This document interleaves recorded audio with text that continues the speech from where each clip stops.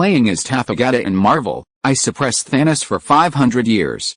This video is purely for entertainment and does not infringe on copyrights or laws. The rights to the novel and image belong to the original author. We do not claim ownership.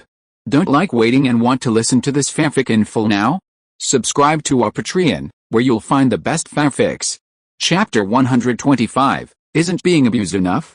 Chapter 125 Hasn't Been Abused Enough, 2024-08-19 Author, Good Monster. Chapter 125 Hasn't Been Abused Enough? Yang Jian and Malekith haven't officially fought yet, it's just an appetizer before the fight. In the process of mutual testing with Yang Jian, Malekith knows more and more about Yang Jian's strength. The color of his eyes deepened, and his control over reality continued to deepen. The gorgeous red seemed to be burning in his eyes, and strange ancient patterns flowed out from his eyes. Countless weapons were transformed from the fragments of ether, and the red dagger broke through the air. Wherever it went, there was a gust of wind. This magnificent scene shocked everyone, and everyone stared at everything in front of them. The sky was full of attacks, and they attacked Yang Jian at a fierce speed. But he did not change his expression. Strength and speed were his strengths. Instantly, the sky flashed with a shower of golden petals. These petals, transformed by golden light, danced gracefully in the air, their dazzling beauty awe-inspiring. The next second, the seemingly harmless golden petals clashed fiercely with the red blades. Bang! The resounding crash reverberated in everyone's ears with a force that threatened to overturn Renton. Dazzling gold and blinding red intertwined, erupting in a dazzling radiance. This was the purest and most direct attack, a direct clash of the powers of two powerful beings. While it seemed like a tit-for-tat confrontation to the onlookers, Malekith's heart was already chilled. He knew clearly that Yang Jian was no match for him. The moment their radiances met, Malekith's body was already severely wounded, though the damage was barely visible in the glare. Yet, Malekith's barrage of blades was like a drizzle, causing no damage to Yang Jian. Only when his radiance collided with Yang Jian's did tiny sparks of fire prove his weapon's existence was real. Otherwise, Malekith would have suspected that his barrage of weaponry was merely an illusion. Yang Jian's power seemed limitless. Whenever Malekith exhausted all his might, launching what he considered a fierce attack, his attacks were easily neutralized by Yang Jian. Yang Jian himself seemed an endless source of energy, devouring every blow from Malekith, practically unstoppable. If Malekith hadn't sacrificed his life to acquire the full power of the Reality Stone, allowing him to repair his arm in an instant, Malekith believed he would have been reduced to dust long ago. Malekith had no choice but to fight Yang Jian until his utter demise. He used his body as fuel, endlessly fueling the Reality Stone's power. Malekith understood that only by unleashing the unlimited power of the Reality Stone could he have a chance of victory over Yang Jian. Boom! Boom! The sound of collisions continued relentlessly. Everyone's ears were straining against a deafening roar, but even more unbearable was the nearly razed city of Renton. If it weren't for those iconic buildings, no one would have recognized the ruins on the screen as the cosmopolitan city of Renton. Those iconic structures were already crumbling into the dust, some even crumbling into rubble. But the crowd didn't even bother to lament for Renton. They stared blankly at the two figures battling on the screen. No, at this point, it wasn't a battle anymore. The powerful alien who had just been rampant in Renton was now defeated by the divine Lord Yang Jian. Facing Yang Jian's onslaught, the alien was powerless, its body battered and tattered, like a rag bag, not a single intact part. Looking at this disheveled alien, no one would have guessed that it was he who had just unleashed the red mist that filled the sky above Renton. And yet he was still desperately resisting. His body subconsciously resisted Yang Jian's attacks. As Yang Jian's fist, shrouded in golden light, struck the alien's body, the alien instinctively retaliated. However, as his fist extended, Yang Jian's massive, piercing light exploded towards him. With another bang, the light exploded, and the screen went white. When the people opened their eyes, the light dissipated, revealing the alien's arm amidst the ruins. Lord Yang Jian had actually blasted away the alien's arm with a single burst of light. His fist hadn't even touched the alien's body. And yet, this was only the beginning. The muffled sound of the body being attacked continued. The golden light danced rhythmically with Yang Jian's movements, transforming into a gigantic clock in the sky. A faint glow swirled around the golden bell, resembling an ancient language upon closer inspection. No one could decipher its meaning. They only knew that with each punch Yang Jian delivered, the bell would melodiously chime, a cheer of applause. The chimes grew increasingly rhythmic with each of Yang Jian's movements, like a holy chant. This music seemed to cleanse the soul, reaching every heart from within. Everyone watched the scene, their eyes fixed, not daring to look away. They feared missing this rare spectacle in a blink. Unconsciously, as the alien became Yang Jian's punching bag, people even felt a surge of sympathy for him. That alien had truly suffered. Lord Yang Jian was no match for him. But it was his fault for being so arrogant in front of Lord Yang Jian before, and now being beaten by Yang Jian was his own fault. Malekith didn't know it yet, but he was being sympathized by the ants-like humans he despised. This kind of sympathy, though not particularly lethal, was deeply insulting. If Malekith knew, he would likely explode in shame and anger. But, completely oblivious, he only had eyes for Yang Jian. He stubbornly resisted. You think you'll give up by humiliating me like this? My body can constantly repair itself. Even if you're overwhelming me, I'll wager on who will exhaust their full strength first, Malekith said, as if to demonstrate his healing powers, preparing to restore Yang Jian's broken arm.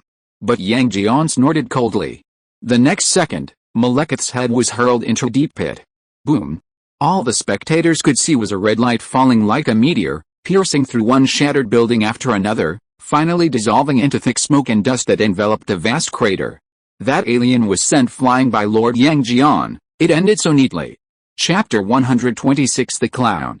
Chapter 126, The Clown 2024-08-19 Author, Good Monster Chapter 126, The Clown Lord Yang Jian is awesome. Let's put the words Lord Yang Jian on the public screen. At this moment, not only the audience watching the live broadcast, but all the survivors of Renton shouted. They were saved. Everyone looked at Yang Jian in the sky as if he were a savior. He was surrounded by a radiant golden light, his divine appearance reflected in everyone's eyes. But just when everyone thought it was over, a hoarse voice rang out. You think you have defeated me, but in fact, you have no idea what my purpose is. Everything you do is just to help me. Malekith's voice gradually grew stronger, gradually spreading to everyone's ears. The cheers that had just been heard suddenly stopped, and only Malekith's intimidating voice rang out. All eyes were fixed on Malekith. The light around him had dimmed, his entire body battered by Yang Jian. Yet, his eyes remained a crimson red, radiating an intimidating light. Malekith slowly rose to his feet and soared into the sky. His deep voice echoed again. Perhaps I am indeed no match for you.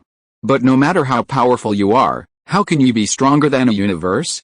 When the entire world is plunged into darkness, even you are powerless to change it. No one understood what Malekith meant, but they noticed that the red mist surrounding him had vanished at some point, replaced by a black gust of wind, which now swirled around the massive spaceship parked above Renton. The sky suddenly became bleak, completely obscuring even the moon's light. Then, the black wind transformed into round suns, appearing in the sky. Not just one, but 8. What the hell is this? The people cried, staring at the sky in disbelief. Malekith, observing the scene, smiled with a complex smile. His success was worth the price he paid with his life. The 9 kingdoms can no longer escape, they are doomed to be surrounded and destroyed by darkness. Huh? Malekith roared. As his resounding voice rang out, a raging black wind surged into his body. Malekith felt his body suddenly inflate like a deflated balloon, swelling immensely and filling it with power. His voice grew rich and powerful, echoing throughout the world. Yang Jian. Even you are no match for me now. Every bit of power within me is more than enough to annihilate you. Just lament your own misfortune. Malekith's confidence was as strong as the abundant energy within him. He now believed he could completely defeat Yang Jian. He and Yang Jian had clashed countless times, though he had often been the only one to receive the blows. Therefore, Malekith understood better than anyone the power of Yang Jian's fists.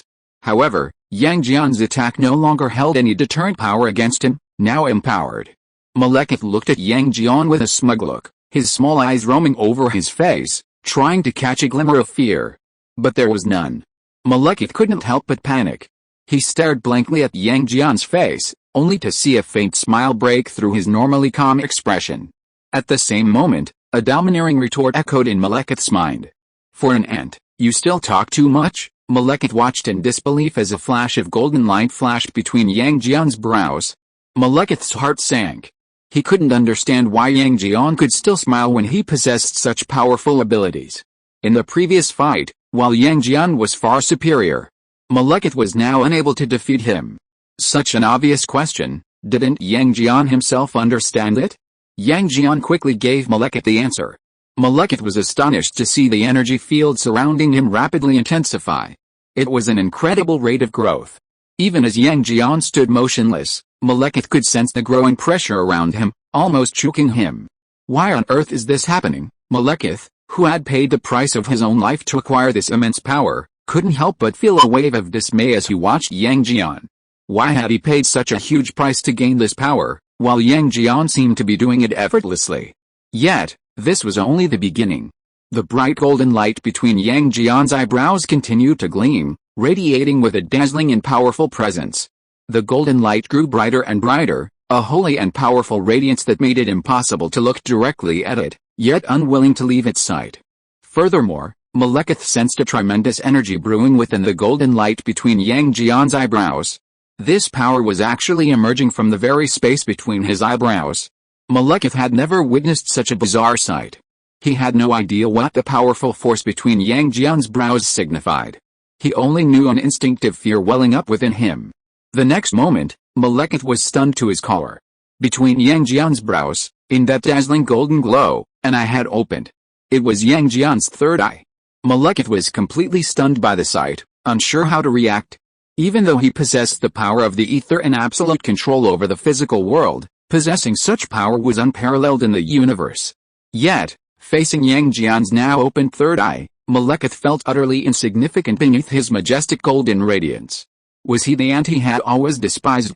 Malekith had no idea that Yang Jian's third eye was truly the Celestial Eye. Once the Celestial Eye was born, no one could rival it. Malekith didn't realize that what he had witnessed so far was merely Yang Jian's melee combat, and that Yang Jian had only used a fraction of his strength. Yang Jian's greatest strength lay in his myriad magical abilities and spells. A few mere punches and kicks were merely a playful exchange of blows, a game for Malekith. Not only Malekith himself, but the entire world was petrified. The Supreme Commander stared at the screen before him, his mouth agape. The power of this Chinese deity, Yang Jian, was so immense, so overwhelming that any description pales in comparison. Both Malekith, who had unleashed the entire red fog on Renton, and the massive spaceship still hovering overhead, seemed like no threat, forgotten by everyone.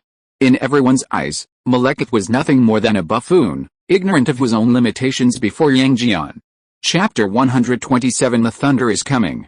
Chapter 127, Thunder is Coming, 2024-08-19 Author, Good Monster Chapter 127, Thunder is Coming. And the huge spaceship is just a small toy of aliens in people's eyes. In front of Yang Jian, all of this seems ridiculous and weak. With Lord Yang Jian here, Renton will be saved, the commander said firmly, his eyes full of confidence as he looked at the awe-inspiring figure on the screen. But Loki was not so confident. He stood there stiffly with a pale face, as if he had been defeated. That Malekith was no match for Yang Jian. Then why did they go to so much trouble to find the ether before? Loki originally wanted to use Malekith's power and send him away after he helped him clear all obstacles. But who would have known that Malekith, who even gambled his life, was no match for Yang Jian? This realization shattered Loki's plans. He stood there bewildered, unsure of what to do.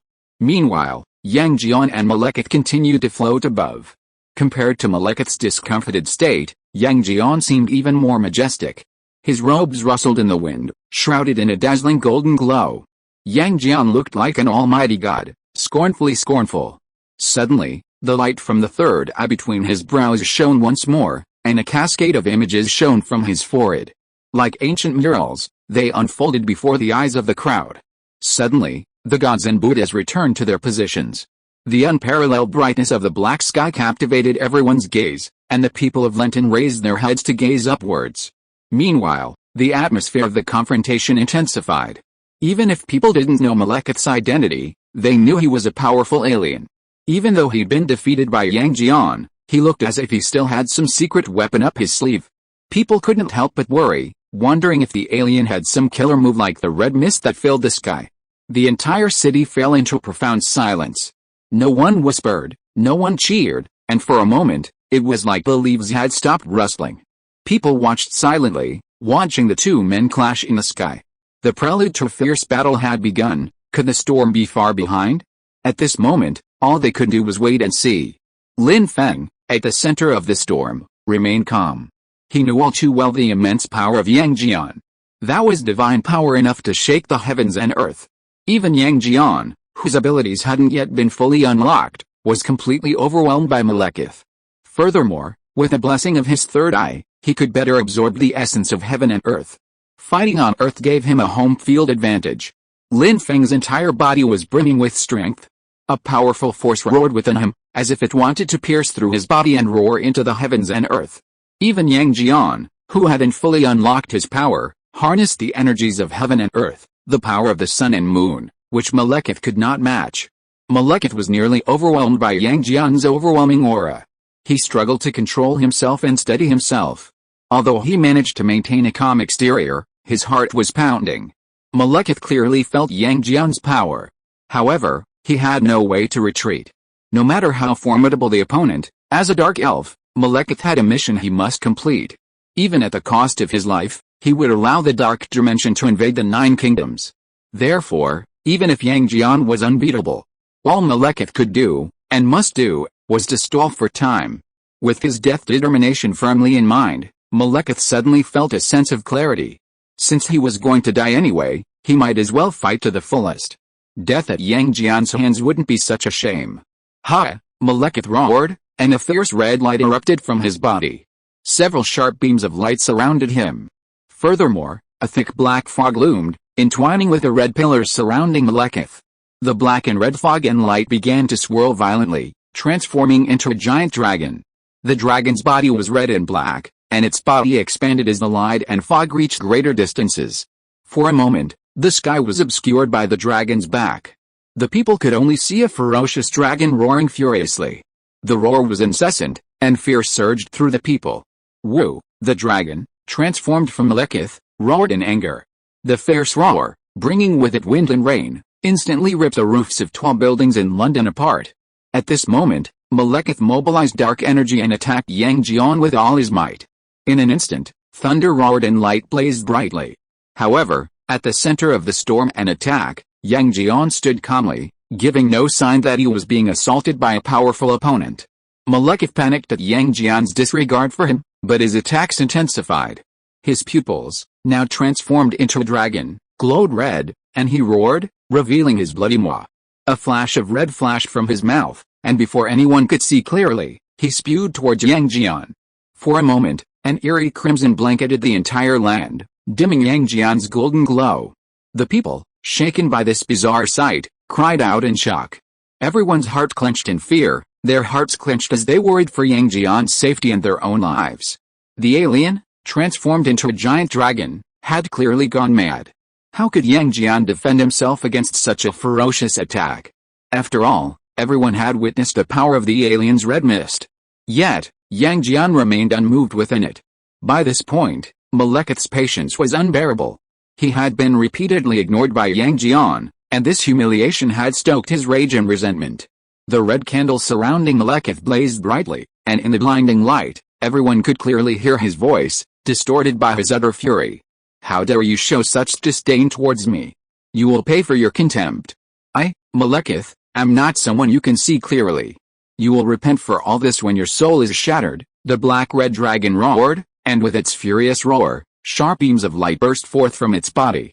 For a moment, the crimson light intensified in the sky, and everywhere, red pillars like razor blades filled the air. The difference was that these pillars were immense, like spaceships, blasting through the air at high speed. It was a disaster. As the people on the ground looked at the sky in worry, they saw countless red pillars converge at lightning speed, all attacking Yang Jian. The red pillars moved so fast that before anyone could blink, they saw the blinding light approaching Yang Jian. If you're listening to this novel on a channel other than Fanfic World, it means they downloaded and uploaded it without effort. We cordially invite you to visit our channel, Mundo Fanfic Novelis. There you'll find the original version of this story and you can explore many other novels of various genres. We're waiting for you to immerse yourself in a world of incredible novels. Chapter 128 This is the power of Yang Jian. Chapter 128, This is Yang Jian's Power, 2024-08-19 Author, Good Monster Chapter 128, This is Yang Jian's Power. It's over, everyone thought to themselves. At that moment, time seemed to freeze, everything was played in slow motion, and the red beam of light had already reflected on Yang Jian's solemn face. At that moment, everyone saw in disbelief a flash of golden light in Yang Jian's eyes. As if a powerful ancient god had suddenly released a seal, a powerful force like spring thunder was heard but not seen. Yang Jian's divine eyes flashed with a stern light, and ancient lines could be faintly seen in the light. For a moment, space was like ripples on water, and even ordinary people could feel the powerful energy flowing like ripples. The air became thick and heavy, oppressive, and the light in Yang Jian's eyes was like a sharp blade, carrying a force that could penetrate everything, piercing the clouds and mist. Boom! Suddenly, a deafening roar erupted. The red pillar of light surrounding Yang Jian shattered like glass, the fragments of the pillar closest to him landing just inches from his toes. A soft sneer escaped Yang Jian's thin, well-shaped lips. His voice was magnetic, yet the murderous intent etched in it was so undisguised that it sent a chill through the heart. Those who had watched the live broadcast of the moon landing felt a shudder. Had the great god Yang Jian finally been provoked by that ignorant alien? Their gaze fell on the scattered fragments of the pillar of light before Yang Jian. They still drifted, gleaming faintly, but they no longer possessed the courage or strength to unite. This was the might of Lord Yang Jian, an overwhelming, insurmountable gap. Yet, Malekith, determined to die, showed no fear. While he harbored an uncontrollable fear of Yang Jian's power, he now cared nothing. So what if Yang Jian was powerful? No matter how powerful you are, you cannot defy fate. The 9 kingdoms will eventually be conquered, and you are nothing but a solitary false god. Without humanity's worship, you are nothing, Malekith roared fiercely. The red light blazed once more, this time with an unprecedented brightness, as if capable of piercing everything in the world. Malekith was desperate, pouring in overwhelming energy, his rage and determination unstoppable. In an instant, the sky and earth were filled with only black and red. The stark contrast and overwhelming oppression of the colors made everyone's heart sink. The boundless black and red light converged and unexpectedly surged towards Malekith again. The dragon surged across the sky like a cloud, its scales shattering, as if unable to withstand the overwhelming energy. The pillar of light, however, grew stronger and stronger, until the people could barely look directly at it. Even so, Yang Jian stood calmly by, as if enjoying a grand monkey show. Yang Jian's demeanor inexplicably calmed everyone. They watched Yang Jian's eyes, unbending in the face of the glare, filling them with awe. Was this the steadiness of a supreme deity? That unwavering composure was unforgettable. The next moment, everyone heard Yang Jian's deep voice. You truly disappoint me. You wasted all my time, and all you've seen is this. Yang Jian's tone was flat, yet his insulting words were as if he were commenting on bad weather. His words seemed light, but they struck like a hammer in everyone's hearts. Could it be that Yang Jian had a backup plan? Even with that alien's outburst, Lord Yang Jian showed no sign of retreat, demonstrating the unfathomable depth of his power. So, was he saying this now, meaning he no longer wanted to play along with this alien? Just as everyone was wondering, a loud bang exploded in their ears. A golden light shone brightly, engulfing Malekith's dark red light with overwhelming force. The massive pillars suddenly weakened. They could no longer be described as pillars, but rather as tiny beams of light, each trapped within Yang Jian's golden light. Suddenly, a bang was heard beside his ears, and the dark red beams exploded like fireworks. For a moment, the sky was filled with dark red sparks, but against a backdrop of the golden light that blanketed the entire sky, they seemed as fragile as coal. The debris fell, like a dense black rain, cascading towards the ground. Above the black rain, a golden light enveloped the entire sky, demonstrating its dominance over the heavens. This was Yang Jian's power. How? How could this happen? Malekith cried out in despair. He simply couldn't bear to watch the scene before him. The most powerful strike he had ever boasted of was instantly reduced to shatters by Yang Jian's radiance. Gazing at the inky black residue on the ground, Malekith fully grasped Yang Jian's power. He was in no way comparable. And even as he pondered this, Yang Jian, with his golden light, had once again driven the remaining black and red beams from the sky to annihilate them all. The sound of explosions echoed incessantly. It wasn't just Malekith's black and red beams that were shattered, but also the enormous dragon form he had transformed into. The black and red dragon began to break apart at its tail, the cracks growing wider and wider, spreading all the way down its spine.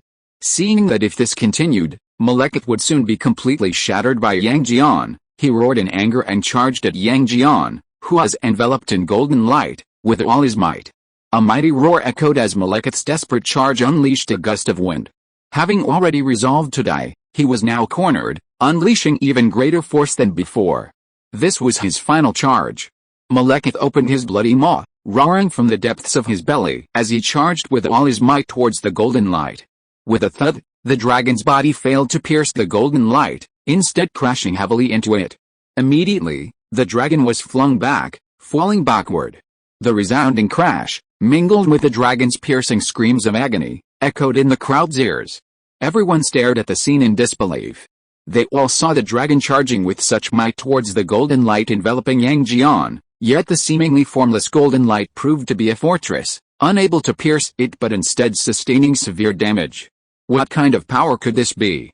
Before the crowd could recover from their shock, they noticed the dragon's body, falling from the sky, rapidly disintegrating. "Don't think you can hurt me," a voice rang out, reminiscent of the aliens.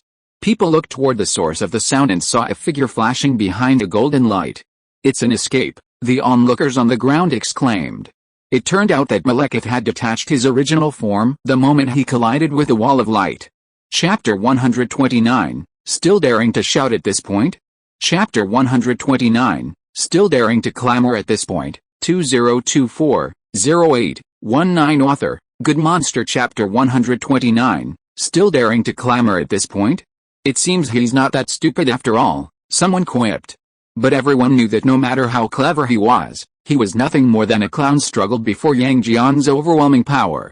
Over there, Malekith continued to roar. "I won't let you go." Malekith had already grown frantic under Yang Jian's repeated blows. Facing the irrational Malekith, Yang Jian showed no interest. He said coldly, "You still dare to clamor at this point?" The massive dragon's body was still slowly falling and disintegrating in the sky, but no one's eyes were fixed on it. Everyone was focused on the confrontation between Yang Jian and Malekith in the sky. Many people secretly hoped that Malekith would not give up, hoping that he would use any tricks he had. After all, the more tactics he employed, the more Yang Jian would retaliate, and the more they would be treated to a feast for the eyes.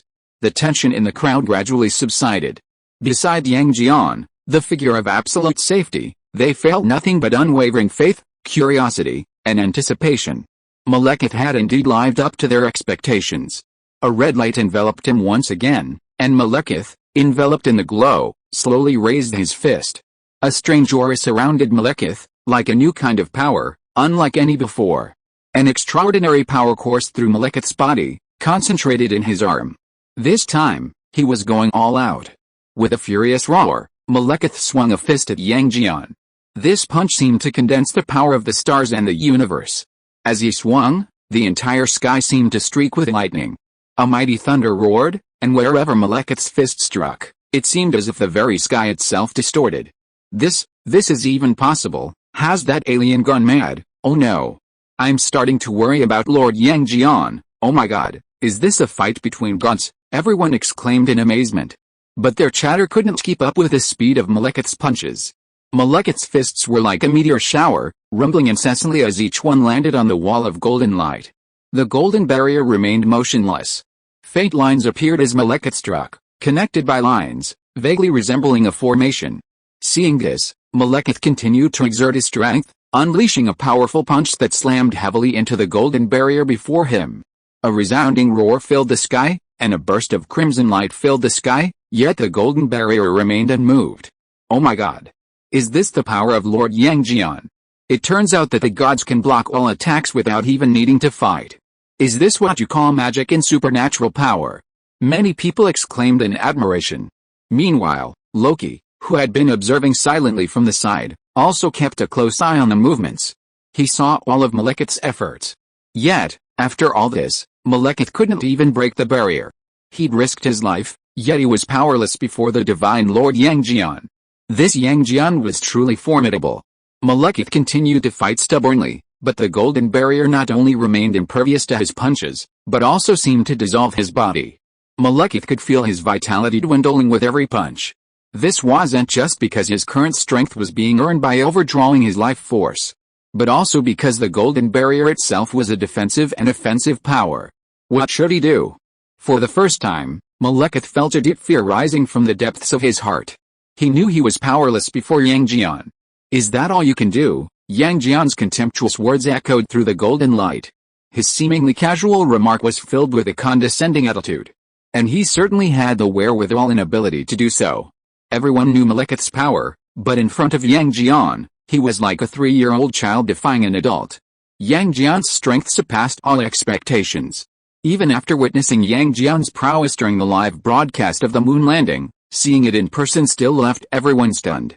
Each of the aliens' attacks carried the force of the galaxy and the universe, yet such a continuous attack was no more than a kitten's scratch against Yang Jian. Especially the infinite transformations of the golden light, which transformed into a solid barrier, fiercely repelling the dragon that charged towards it. What kind of power was this? Yang Jian's power was so beyond imagination that people couldn't help but question Malekith's strength.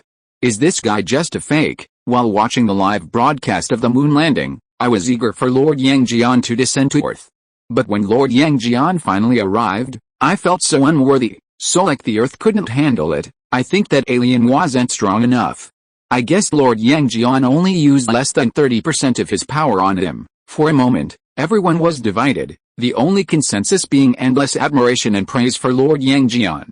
Meanwhile, Malekith, having witnessed it firsthand, understood Yang Jian's power better than anyone else. He poured all his might into attacking Yang Jian, harnessing the power of the ether and the reality stone, yet it had no effect on him. What kind of incredible fighting power was this? Malekith was panicked and horrified. He couldn't believe that such a powerful being could exist in this world. Could it be because of his eye? Could that strange and magical eye be Yang Jian's secret weapon? Malekith suspected his suspicions were correct, but common sense wouldn't allow him to believe that a single eye could unleash such immense power. Just then, Yang Jian's voice rang out again. I've waited long enough. It's an honor to have you as my companion. But this ends here. Yang Jian's voice deepened, and Malekith felt as if a sharp glare had pierced him. His heart raced. Even if he had long since resolved to die, Yang Jian was no match for him. Moreover, when the final moment arrived, he realized he wasn't as brave as he'd imagined. Don't worry, I'll make this a swift decision, Yang Jian casually replied after a moment. This was like the straw that broke the camel's back, sending Malekith reeling. No. In an instant, Malekith abandoned all dignity, wailing and begging Lord Yang Jian for mercy. But Yang Jian, like him, disdained the monologues of ants. He took a slight step forward, barely moving his fist. A tremendous roar echoed. A shockwave pierced through the golden curtain of light. Yang Jian's fist rammed directly into Malekith's body. The sky trembled, and the dark red mist that had previously filled the air was shattered by the golden light. For a moment, golden light filled the sky, and the starry sky that had been obscured by the dark red mist was once again revealed. Chapter 130 Colorful Stream of Light, Unparalleled in the World. Chapter 130, Colorful Streams, Unparalleled in the World, 2024-08-19 Author, Good Monster. Chapter 130, Colorful Streams, Unparalleled in the World. Everyone was stunned by this scene. Yang Jian had only slightly moved his fist to cause such a powerful attack. Oh my god, Lord Yang Jian is so powerful, as expected of an ancient lord, the crowd exclaimed in amazement, unable to take their eyes off the sky. Yang Jian's punch had actually left a deep mark in the sky, like a track, demonstrating the immense power he had just unleashed. The crowd cheered again, and someone shouted, "Look! That alien!" Everyone's eyes turned to Malekith. They couldn't believe that Malekith, standing in the sky, had suddenly lost half of his body. The other half had been shattered by Yang Jian. Malekith was like an abandoned puppet, his head precariously attached to his body, his neck like a string, threatening to collapse any moment. Half his chest was completely shattered, and one arm and shoulder were shattered into rubble. The pain had numbed Malekith's body, and he was filled with deep despair. Yang Jian's recent blow had sealed his fate. How can he be so strong? A single blow, yet its power shook the world. If it weren't for Malekith's reality stone, he would have been shattered long ago, his soul gone. Even if he clung to life, he didn't know how he could possibly stand up to Yang Jian. With every thought, Malekith's fear grew. Yang Jian's strength posed an unsolvable challenge. Malekith was driven to the brink by Yang Jian's overwhelming strength. Even though he had long since shed his fear of life and death, Yang Jian's might still terrified him. What should I do? What should I do? What should I do? Malekith once again harnessed the power of the Reality Stone. Though he was at a loss, at least the only thing he could do now was to restore his body to its original state. A red light emanated from Malekith once again, but this time it was no easy task. A mouthful of blood suddenly spurted from his mouth. His mental power was so severely damaged that even attempting to activate the Reality Stone to repair his body would only cause irreversible damage. Just as Malekith was losing his composure, he saw Yang Jian glaring at him coldly, stepping towards him. A golden light gleamed in Yang Jian's eyes like a sharp sword. Your ability is interesting, but self-repair means you'll have to endure the pain of my fists repeatedly. As Yang Jian spoke, his silver armor slowly turned golden as the golden light shone through him. The golden armor illuminated the sky, its dazzling brilliance imbuing Yang Jian with an air of inviolable majesty. Just then, Yang Jian launched another punch. This one was far more powerful than the previous one. That alone had shattered half of Malekith's body, and he still hasn't recovered. If you were to be hit by this one again. Malekith's heart and soul were torn apart. He struggled to dodge, but found that Yang Jian's punch seemed to have locked him in place, preventing him from moving. No, Malekith cried out in terror. Was he going to die right here? However, the fierce punch suddenly transformed into streams of light, a rainbow of colors that formed divine patterns in the air, spreading across the entire sky. Malekith, utterly astonished, had no time to dodge and could only endure it. Boom! Malekith's eyes were filled with dazzling, iridescent light. He had given up struggling, and now he could no longer struggle. He could only stare blankly at the approaching light. At that moment, Malekith's entire being seemed to have been liberated, pure and untainted. Even his long-held desire for revenge seemed to have vanished. Yet, the might wielded by these seemingly beautiful lights was no less powerful. Yang Jian's fist seemed to shatter into countless phantoms, each a razor-sharp attack. Cracks appeared in the sky under such a powerful onslaught, and the very space around Malekith distorted as all the fierce attacks converged, striking him. Watching this scene from the side, Loki watched in horror, his eyes closed in despair. Then, a mighty roar echoed again. The devastating blow had completely rendered Malekith powerless. Those who had been awaiting the outcome looked up in anticipation. A dazzling stream of light filled the sky. If they hadn't seen it with their own eyes, no one would have believed it was the result of Yang Jian's powerful punch. They knew clearly that Malekith had no chance of rising again under Yang Jian's onslaught. This was the invincibility of an ancient god. He could shatter the sky and shatter the clouds with a single kick. Malekith felt as if he were covered in eons of ice, his body filled with an intense chill. He tried to move, but couldn't even lift a finger. His nasal cavity felt incredibly constricted, and every breath counted. Malekith felt like he was trapped in a nutshell, unable to move, struggling to breathe. All he could see was Yang Jian's dazzling fist. In an instant, all of Malekith's resolve was shattered by Yang Jian, leaving him with only a deep fear and admiration for him. No, no. At this moment, Malekith seemed to suddenly remember something. His eyes flashed, and his gaze became resolute once more. A desperate roar erupted from his throat. Yang Jian, even if you are so powerful, what good is it? No one can stop the invasion of the Dark Dimension. Even as you bully me with your ridiculous fists, the Dark Dimension's invasion has never stopped. No matter how powerful you are, facing the entire world, you are no match. Malekith felt he had reached his limit. He only wished for death, but if he could complete the Dark Elves' mission before then, his life would be worthwhile. A solemn and awe-inspiring expression crossed Malekith's face, his mission in mind. After enduring endless darkness for so long, he had been obsessed with nothing more than the reunion of the Nine Kingdoms. Seizing this opportunity to drag the Nine Kingdoms into the Dark Dimension was his lifelong wish. Yet, despite Malekith's overwhelming desire, Yang Jian's fist remained unwavering. His fist shattered layers of space, finally reaching Malekith. There was no way to retract it. Yang Jian's fist was unstoppable. A tremendous light shone upon Malekith's face, his vision illuminating. In an instant, Malekith forgot all words, his mind filled only with the immense pressure Yang Jian's fist brought upon him. Malekith's body trembled uncontrollably. Even he, who prided himself on being a highly advanced being, could he, at the very moment of death, Tremble with fear like an ordinary person? His expression remained frozen in that moment. Chapter 131 Is it Yang Jian? Chapter 131, Is it Yang Jian? 2024-08-19 Author, Good Monster Chapter 131, Is it Yang Jian? Yang Jian's fist hurtled straight towards Malekith's chest. His arm seemed unimpeded, moving as gently as if through water, yet everyone could clearly hear the sound of Malekith's bones breaking. In an instant, a hole had been pierced through Malekith's body by Yang Jian, the size of the hole being the exact size of Yang Jian's fist, a truly astonishing sight. Even the alien, capable of countless restorations, seemingly immortal, knew that this time he was truly dead. Everyone followed Yang Jian, watching as his gleaming golden armor circled behind the alien. As if making a final move, the alien's already tattered body suddenly exploded, and dark red blood splattered from his body, creating a momentary sound like rain. That alien has been destroyed by the great god Yang Jian, right? Oh my god, what kind of power is this, as expected of Lord Yang Jian, and he's an ancient Chinese lord. If the Chinese persuaded Lord Yang Jian to deal with us, then, people were discussing the situation. Those who had been eager for Yang Jian to defeat this powerful alien suddenly had mixed feelings upon seeing the alien's tragic plight.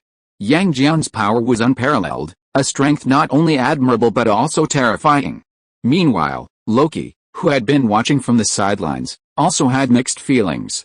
Watching his partner die before his eyes, even if it was through connections, Loki couldn't help but feel a sense of grief.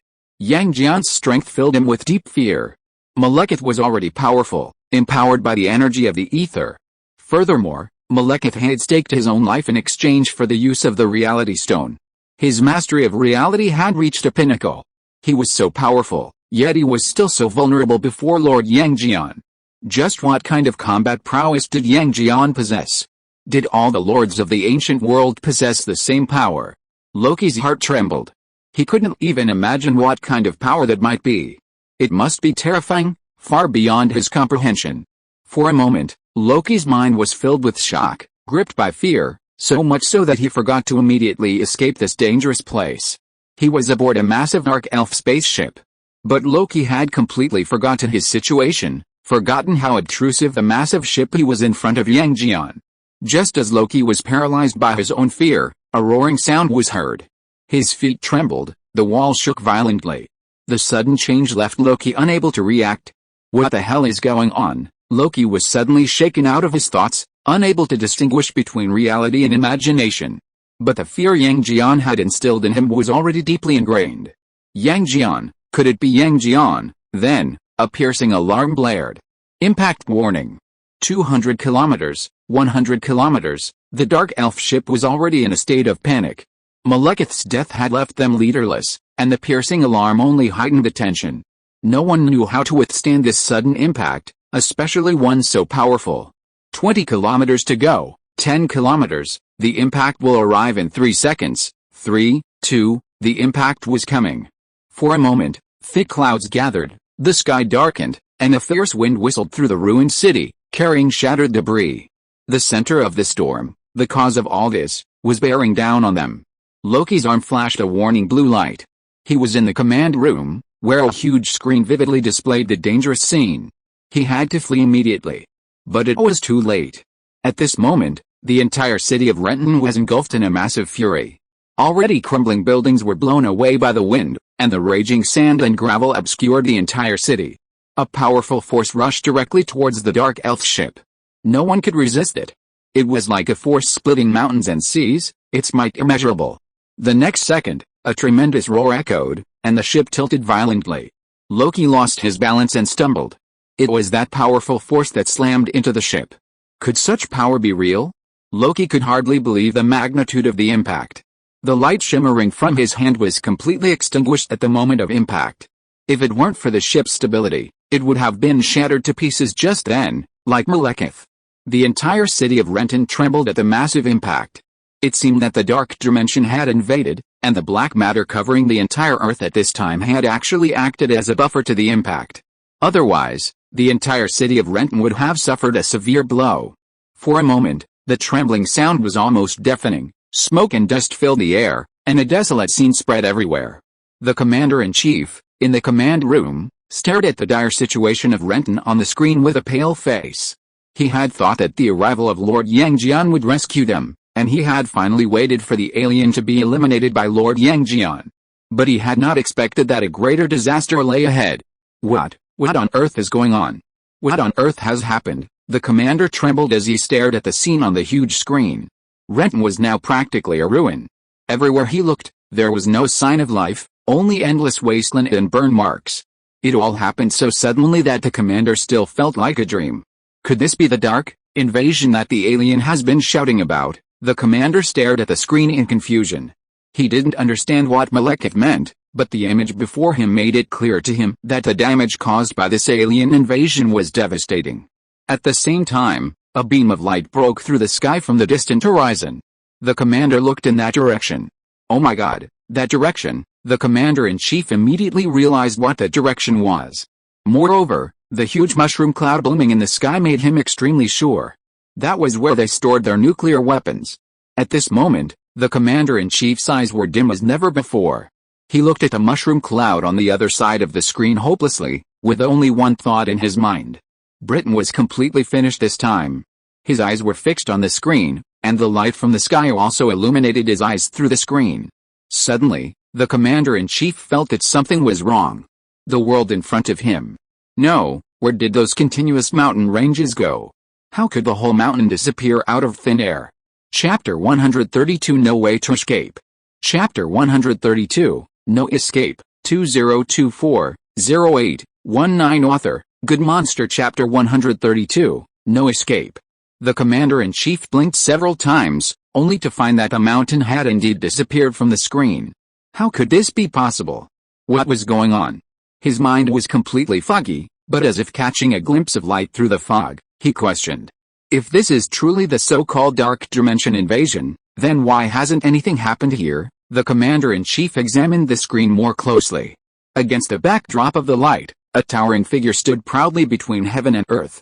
Divine patterns swirled around him, surrounded by a dazzling aura, a dazzling presence unmatched by any other god of war. Seeing this familiar figure, the commander-in-chief finally understood the reason for all this. It was the divine Lord Yangjian. All this was simply the residual force of his punch. The commander-in-chief still couldn't believe that a single punch could bring down an entire mountain. Could it be that the power wielded by China's ancient gods was even greater than their nuclear weapons? Then the entire world would simply worship China's ancient past and devote themselves to studying its relics. What's the point of investing so much in nuclear bombs? The commander felt his worldview crumble in an instant, a sense of emptiness filling him. He felt a complex mix of emotions. The commander-in-chief didn't know how to face Yangjian, who could crush mountains and flatten Lenton with a single punch. Just then, Senior Professor Vincent from the command center stumbled over. Pushing an equipment cart, he looked at the commander-in-chief sternly and said, "Please give orders immediately. An unknown substance is encroaching on our universe, and that substance is directly overhead. If we're not careful, the entire Earth will be transported to another dimension, potentially being fused and consumed." Professor Vincent spoke anxiously, leaving the commander-in-chief bewildered, but he sensed the urgency of the situation. The commander-in-chief spoke hastily. "Wait a minute, what do you mean by another dimension? What about annexation and merger? Can you put it in simple, straightforward terms?" The commander-in-chief's blunt words stunned Professor Vincent. He paused his excited speech, stiffly pushed his glasses with his fingers, and then spoke slowly. "In short, our Earth is about to suffer the same damage as Renton." "What did you say?" The commander-in-chief felt his temples tremble at Professor Vincent's words. "The same as Renton?" The commander-in-chief looked at the ruins of Renton on the screen. This fact, which had already devastated him, only added to his despair. Although he was devastated by Renton's state, as long as Earth was still there, they could always continue to live and rebuild their homes with the help of other countries, not to mention that he also had several properties in other countries. But Professor Vincent's words. The commander-in-chief looked at Professor Vincent with trembling eyes and said, "If the whole world becomes like Lenton, wouldn't that be the end of the world?" At that moment, the dark elf ship, soaring high in the sky, had crashed to the ground, shattered in two. Both halves were severely damaged, reduced to a heap of scrap metal.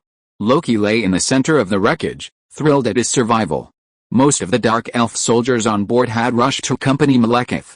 Yet, Loki was lucky enough to have managed to stay alive. With the joy of having survived, he struggled to push away the metal that was pressing against him. Metal scraped against the ground with a sharp creaking sound, and Loki rose to his feet. He was now in a state of disarray, his whole body aghast, the sensitivity of someone who had suffered a severe injury. He glanced around cautiously, fearing another violent attack at any moment. Loki clenched the tesseract in his hand, which glowed faintly. Seeing the power he now possessed, Loki felt a sense of peace. That's right. As long as the tesseract still existed, he could use it to escape instantly, leaving this terrifying planet. Just as Loki was about to move, he abruptly stopped. The dimensional portal that had opened slammed shut in an instant. Loki peered outward through the cracks in the ship's wreckage. His face pale, he muttered softly. Oh no, he'd forgotten the most important thing. It was all Malekith's fault. The invasion of the dark dimension had already begun, so where could he escape to? Everything in this world would be absorbed into the darkness. No one could reverse the invasion, and was there any other way out for him besides being transformed into a creature of darkness? Loki never regretted anything, but now he finally experienced a feeling of gut-wrenching regret. His face twitched, his mouth trying to curl up, but before it could even form an awkward smile, it trembled and twitched downward, revealing an expression as if he were about to cry. He collapsed onto the metal plate he had so vigorously pushed open. Loki had lost all hope of survival. He was filled with only overwhelming regret. If he had known things would turn out this way, perhaps he wouldn't have collaborated with Malekith in the first place. At least he could have seen his mother again. Loki's expression was more dejected and frustrated than ever before. He considered the current situation, which was most likely his own fault. He had reaped the fruits of his own labor. But with the 9 kingdoms about to be swallowed by the dark dimension, how could he possibly face returning to Asgard, let alone seeing his mother? Loki sat on the cold metal slab, staring at his lonely reflection and sighing deeply. Meanwhile, the astronauts were still in lunar orbit. Tony Stark and Bruce Banner were aboard the spacecraft, excitedly recalling every moment of their encounter with Lord Yang. Everyone felt the journey was worthwhile. Then, a signal from the ground called them. Emergency notice, emergency notice. Gamma ray levels on Earth's surface are abnormal. The data has been uploaded to you. Please assist aboard the spacecraft. The situation is extremely critical. If Earth falls, do not land on it. Please seek other solutions in space. You 4 astronauts now have a heavy responsibility. Please protect yourselves. This sudden emergency announcement came from Chen Haitian.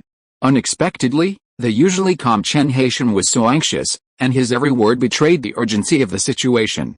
The 4 astronauts exchanged panic glances, and a heavy, solemn atmosphere filled the space capsule. No one spoke, only the clacking of screens. A screen unfolded before them, revealing a virtual map of Earth's cities. On this virtual map, a crimson mark area was visible. Tony Stark blurted out, "Is this Renton?" Chapter 133 The countdown begins.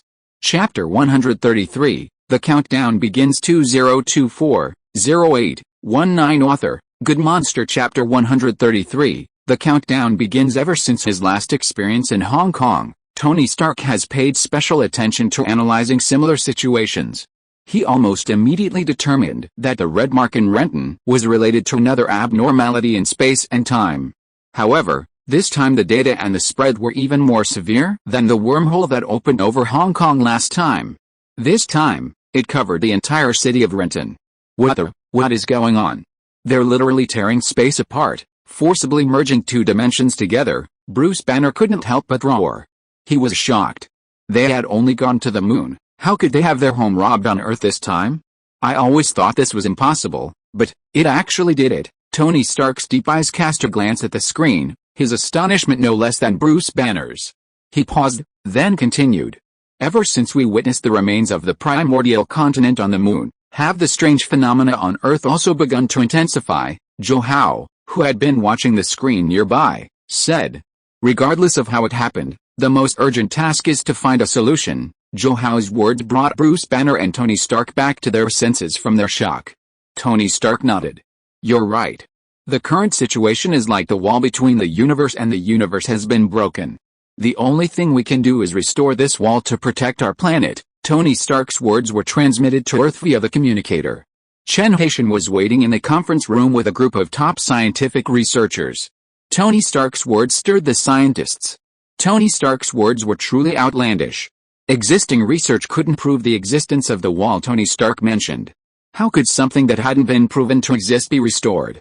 Chen Haitian, observing the scientists' agitation, immediately intervened. Everyone, be patient. We need to try our best now.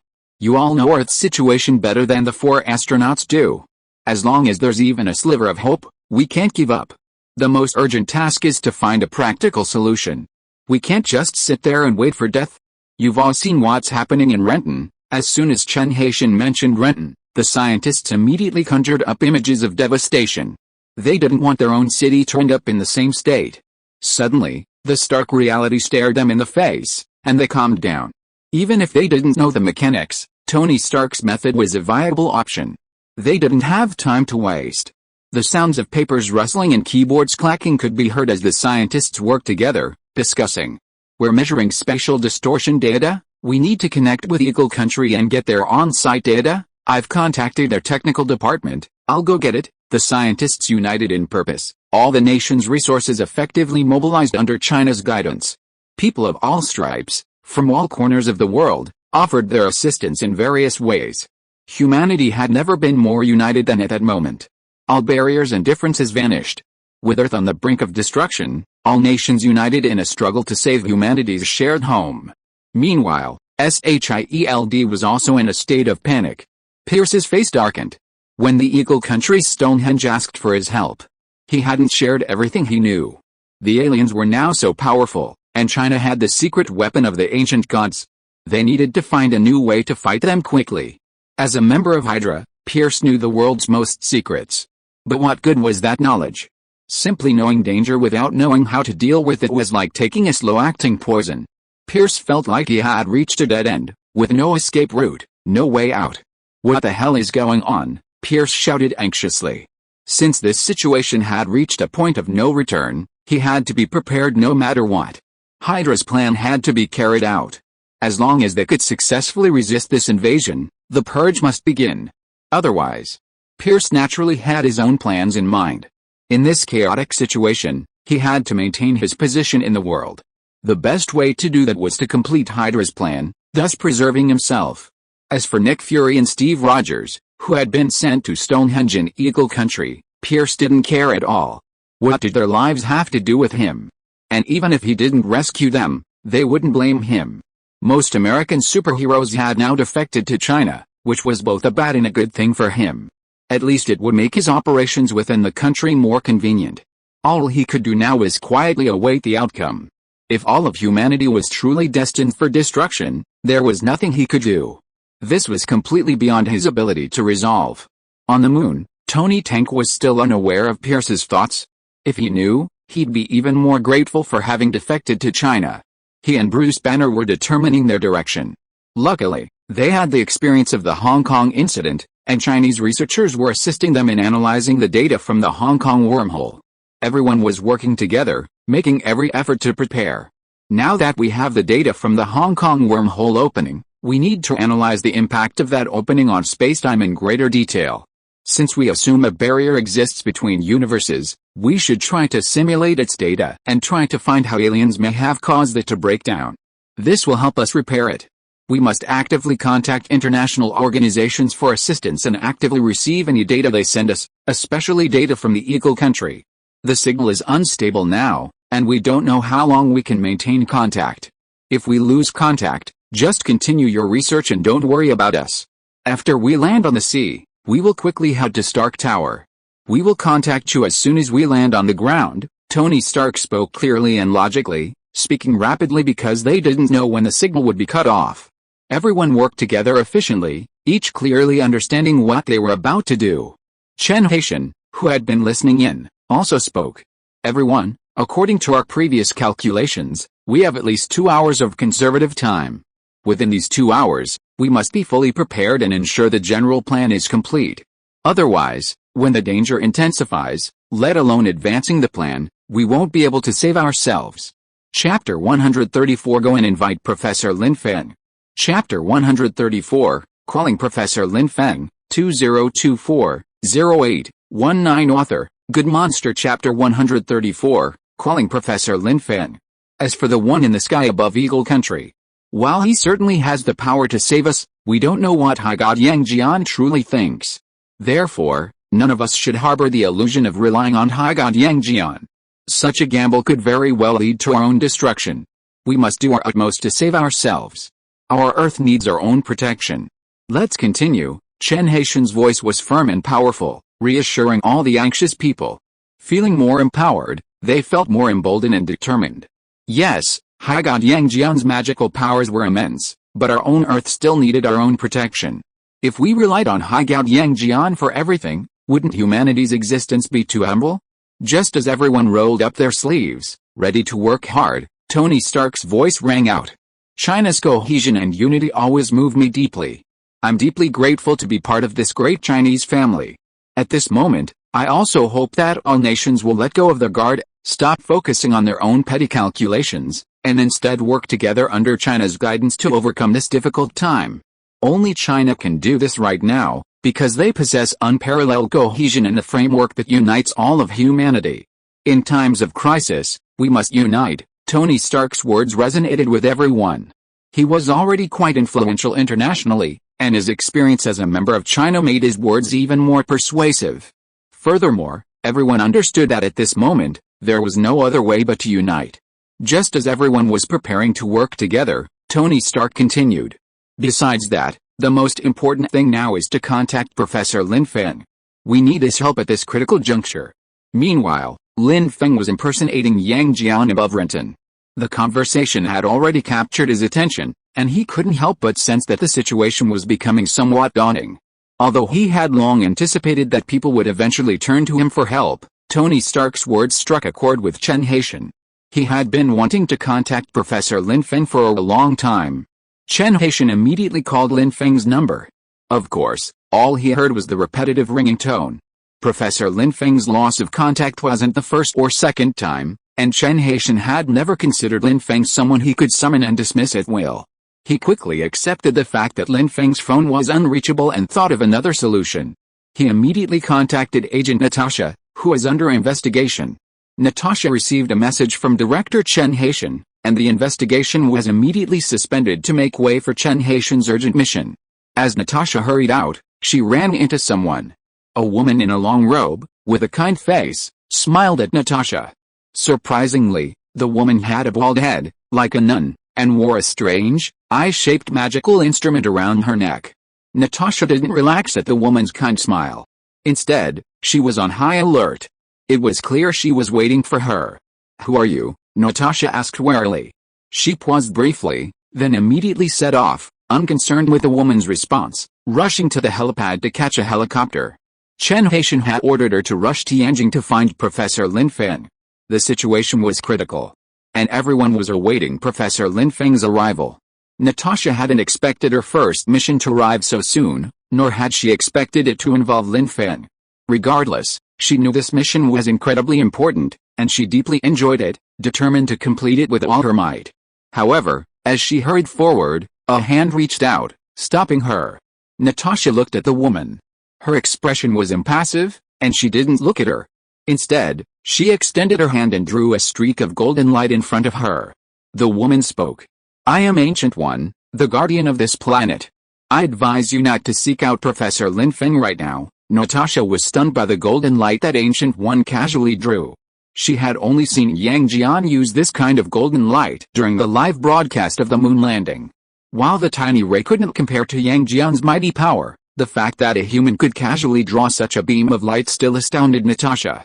Who was this person called Ancient One? And why had she told her not to seek out Professor Lin Feng? Setting aside how she knew, why couldn't she seek out Professor Lin Feng? Natasha's confusion was easily understood by Ancient One, who explained, "Because he's not on Earth right now, even if you wanted to find him, it would be impossible. Furthermore, since he hasn't allowed you to contact him, it means he doesn't want you to find him. So why bother trying in vain?" But Ancient One's words made Natasha panic. Although she had no proof of her words, after witnessing the Ancient One's magic, no one could doubt her. Furthermore, the Ancient One gave Natasha the impression of being trustworthy. Natasha frowned. But my mission is to find Professor Lin Feng, and Earth is in such a crisis." Seeing Natasha's concern, the Ancient One smiled faintly. "No problem. Since I'm here, I naturally have ways to help you. And as I said, I'm the guardian of this planet." The Ancient One's words calmed Natasha's heart slightly. As the Ancient One had said, Professor Lin Feng was indeed very mysterious, and finding him didn't seem like a viable option right now. So, would they cooperate with this Ancient One?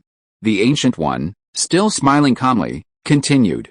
"With my abilities, I can't say I can help much, but I can certainly help you delay for a while. And stopping the invasion of the Dark Dimension is also my mission." Natasha pondered, her gaze shifting as she asked. "With your abilities, you should just do it directly. And since I can't find Professor Lin Feng, I naturally won't interfere with him." "But why are you telling me all this?" Ancient One nodded, secretly admiring Natasha's intelligence. She smiled slightly. "Because I need to borrow your power." "Borrow my power?" Natasha didn't expect Ancient One to say that. She asked with wide eyes. "Yes, I hope you can help me find someone strange.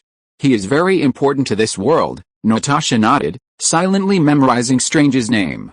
She said, "In any case, I still have to rush to Yenching University. If I can't find him, I will report to my superiors. As for the person you asked me to help find, I will tell you after I complete this task." Ancient One smiled and gestured to Natasha to the golden circle she had drawn in front of her. "Please, I hope it will help you get there faster." If you're listening to this novel on a channel other than Fanfic World, it means they downloaded and uploaded it without effort. We cordially invite you to visit our channel, Mundo Fanfic Novelis. There you'll find the original version of this story and you can explore many other novels of various genres. We're waiting for you to immerse yourself in a world of incredible novels. Chapter 135 Loki? Lin Feng? Chapter 135, Loki? Lin Feng, 2024-08-19 Author, Good Monster Chapter 135, Loki? Lin Feng? Natasha, confused by the meaning, cautiously took a few steps forward and peered toward the golden circle. She was surprised to discover that beyond the golden circle was a scene of Yenching University. How could this be possible? It was a portal. A human could so easily wield such an ability. Surely she could be of assistance in this vast rift in time and space. Natasha looked at the Ancient One in surprise, her eyes filled with admiration and bewilderment. However, the Ancient One simply smiled and whispered, "Strange, remember this name." Her voice trailed off, and she vanished from Natasha's sight. In an instant, there was no one before Natasha, save the golden circle left by the Ancient One. Time waited for no one, and Natasha, without hesitation, resolutely stepped into the golden circle. At this moment, the faculty and students of Wukong University and Yenching University were discussing and studying the current dark invasion. An atmosphere of anxiety and tension enveloped Wukong University. When Natasha stepped through the circle of light, the campus was nearly deserted, and no one noticed her arrival. She entered without delay, and soon arrived at Professor Lin Feng's garden. From a distance, Natasha spotted a gray-haired elder standing on tiptoe, peering toward the villa. He called out softly, "Professor Lin? Professor Lin? Are you there?" His voice was a little hoarse, as if he had been calling like this for a while. Natasha saw the man before her, anxious yet cautious at Professor Lin Feng's door, and remembered that he was Professor Feng Min from the history department. Ever since the moon landing, Professor Feng Min had been eager to speak with Professor Lin Feng. He had so many questions and things he wanted to share with him. Everyone was busy studying the data on the Dark Invasion, and as a history professor, he couldn't help, so he wanted to see if Professor Lin Feng had any ideas. Professor Feng Min considered himself to be the closest to Professor Lin Feng among all the professors, but his visit was clearly in vain. Professor Lin Feng wasn't home. But he had clearly just returned? Professor Lin Feng was truly elusive. Professor Feng Min lowered his head and sighed. He felt deeply regretful, feeling that the mysteries surrounding Professor Lin Feng were only growing. Natasha, watching Professor Feng Min from a distance, couldn't help but feel a sense of disappointment. Sure enough, that Ancient One had been right, she had come up empty-handed. Given that, there was no point in lingering here. Natasha turned quietly, not wanting to disturb Professor Feng Min. Just then, Natasha heard the sound of a door opening behind her.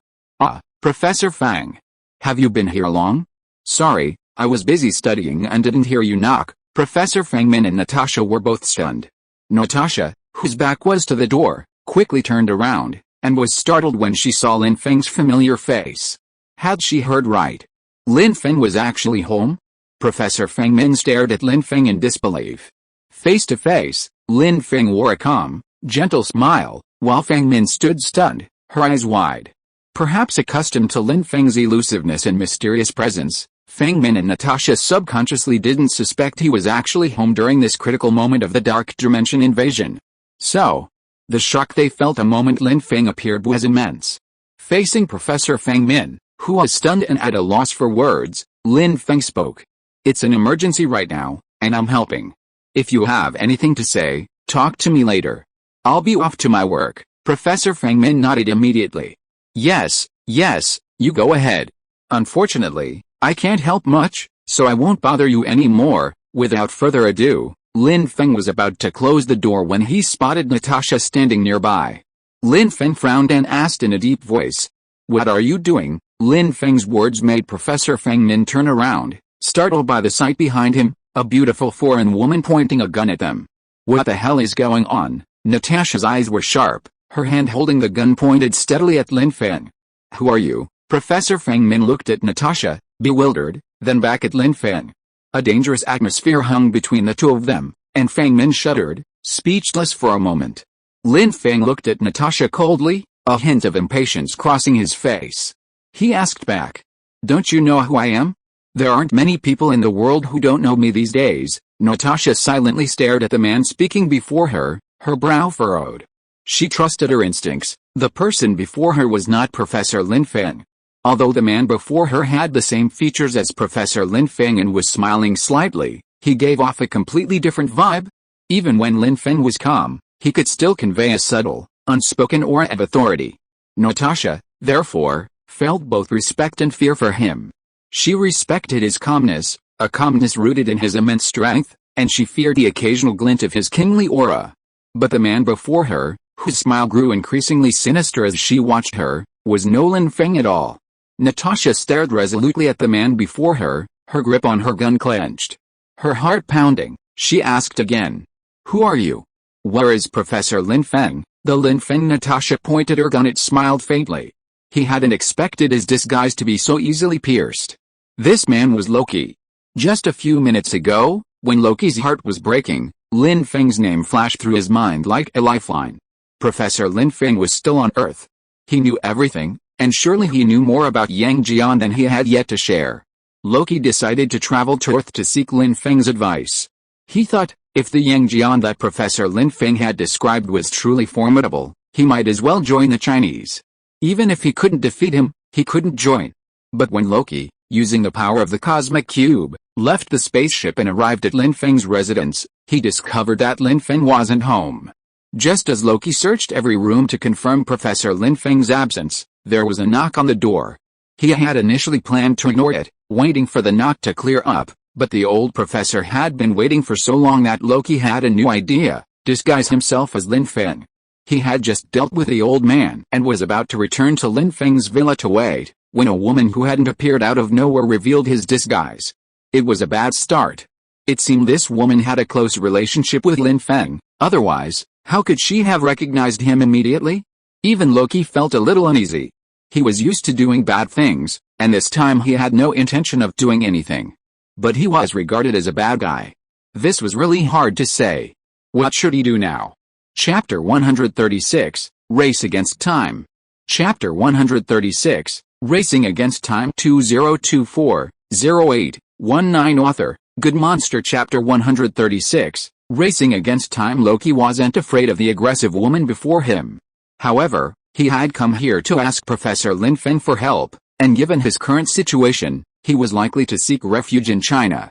Therefore, he couldn't engage in a fight with that woman on Professor Lin Feng's doorstep. Furthermore, he had to consider how he could help Lin Feng.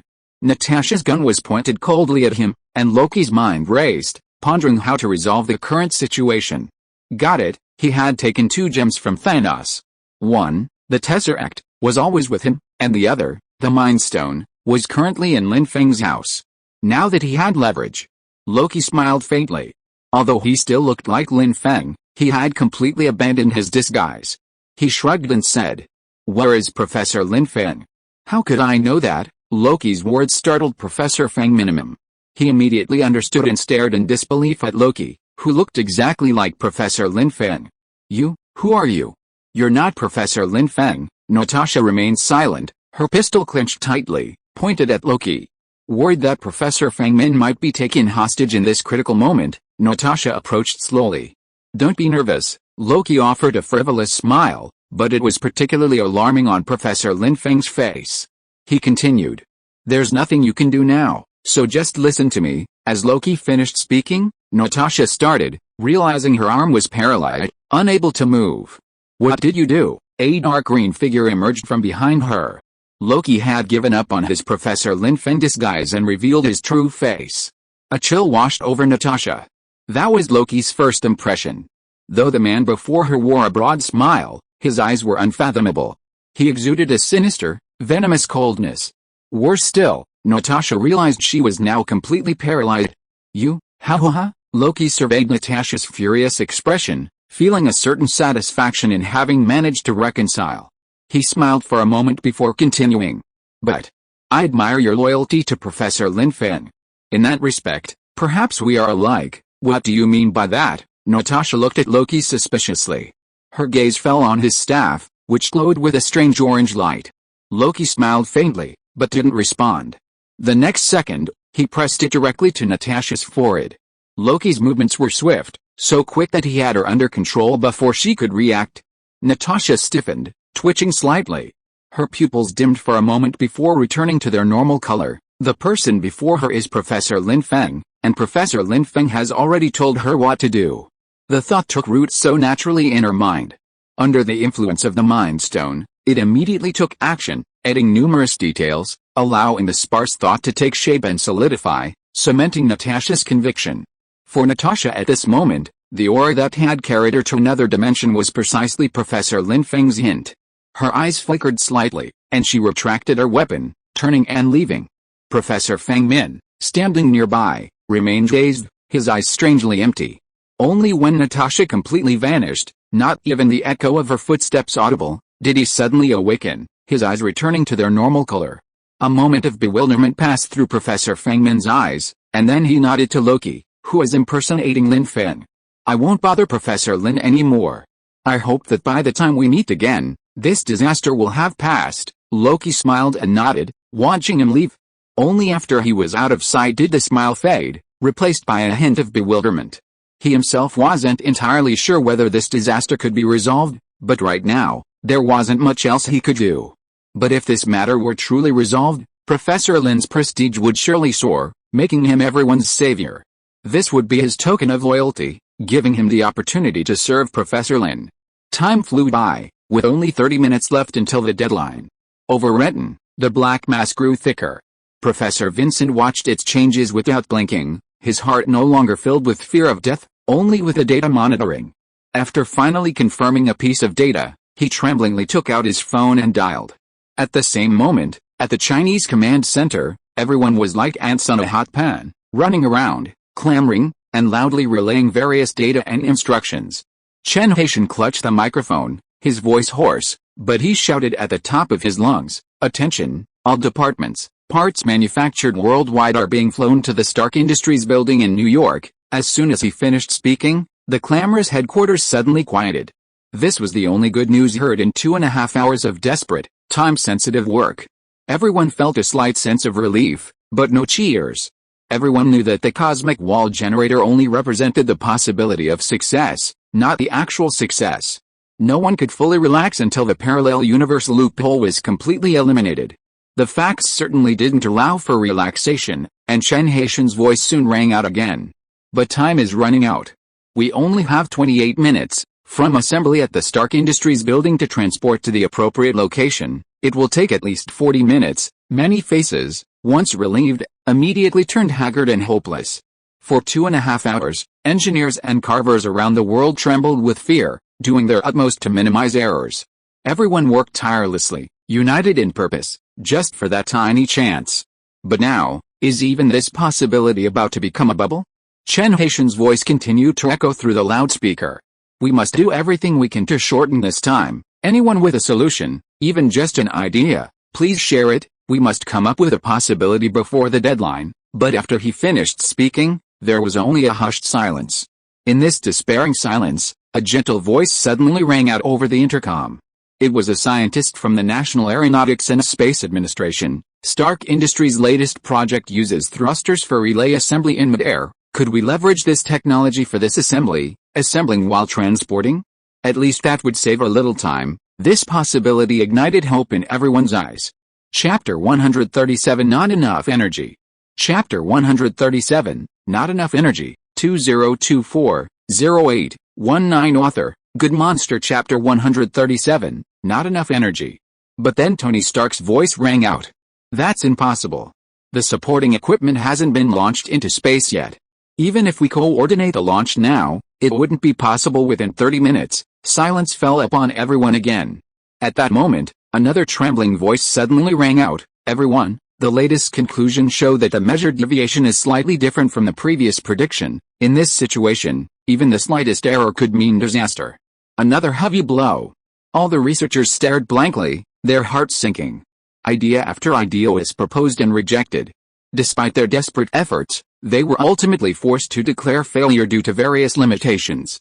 Was their effort doomed to fail? Our previous prediction was 3 hours, but based on the current data, the deadline should be 3 hours and 10 minutes, and the diffusion time is still slowing down. I don't know why this deviation occurred, but that's what the results show. The voice was Professor Vincent. His words reignited a glimmer of hope for all the desperate researchers.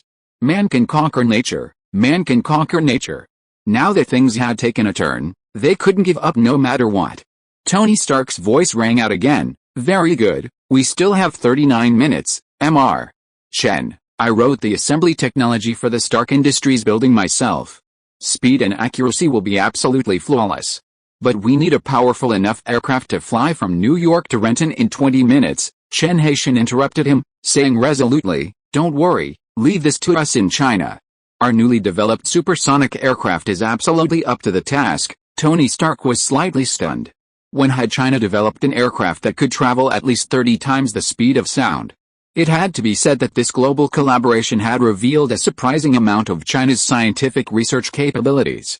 His stunned expression lasted only a moment, then he regained his seriousness.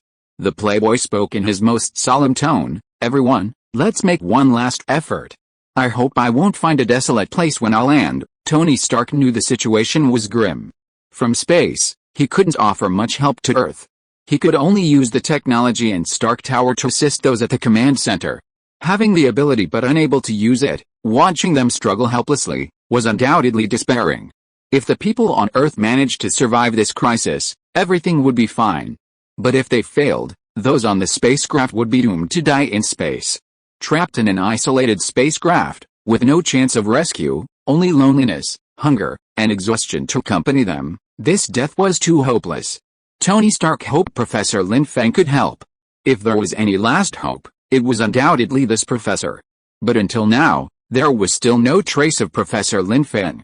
The final 39 minutes. When the final grain of sand fell, how would the world end? Inside the spaceship, several people sat in silence, their hands folded over their chests. All they could do now was pray. On the ground, the people were once again busy. Under the guidance of the Chinese command center, all parts were ready, and the data contained in the processors had been recalculated countless times, minimizing errors. The coordination between the various departments had reached a level of telepathy, requiring no words. Even so, success remained a question mark. Group A components are ready, transportation is smooth, and they have arrived at Stark Industries smoothly. Group B components, the first part, are ready, transportation is smooth. They will arrive at Stark Tower in 3 minutes. Group C components, voices from around the world echoed in succession. Chen Haitian looked up from the chorus, watching the countdown tick by. Only 30 minutes remained until the estimated time, and assembly would take at least 10. There was no time for testing. Once assembled, they had to be immediately delivered to their designated location. Chen Haitian took a deep breath and clenched his fists. Time was running out. Humanity had already reached its limit. There could never be a more united moment, nor a more desperate determination. How things would unfold next depended entirely on fate.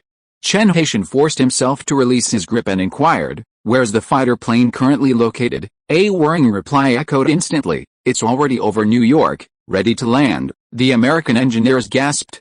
Already there? Chinese fighters were reaching such speeds. And they hadn't even received any intelligence of incoming fighters. How could this be possible? But now wasn't the time to worry. Chen Haitian, unconcerned with the Americans' thoughts, calmly commanded, "Prepare for landing." The pilot replied, and other voices followed. Parts ready, assembly commenced, Part A assembled, Part B assembled, drive system assembled. Amidst the rapid-fire reports, the cacophony of mechanical assembly jarred the communication machine. Everyone held their breath, not daring to slack off, striving for the ultimate outcome. This was the culmination of humanity's unwavering technological endeavors. Under the pressure of destruction, even some mechanical devices, once mere concepts, were hastily constructed. Although the cost was astronomical, a brilliant blossoming blossomed in the field of space science. A loud rumble of armor could be heard. Assembled, ready for transport, the Chinese pilot's voice followed. Received, expected to arrive in Renton in 18 minutes, Chen Haitian breathed a sigh of relief, his eyes fixed on the countdown. Finally, they were on time. As long as the machine works, humanity will be safe. Humanity would eventually escape the clutches of death through its own efforts. This thought filled Chen Haitian with immense excitement. But at this moment, Tony Stark's voice came again. What energy do you plan to use? We didn't consider energy loss at all when we designed this thing. What energy should we use to start it now? The expert in charge of energy calculations was stunned and said subconsciously, for the sake of portability, we are considering batteries to provide energy for your armor.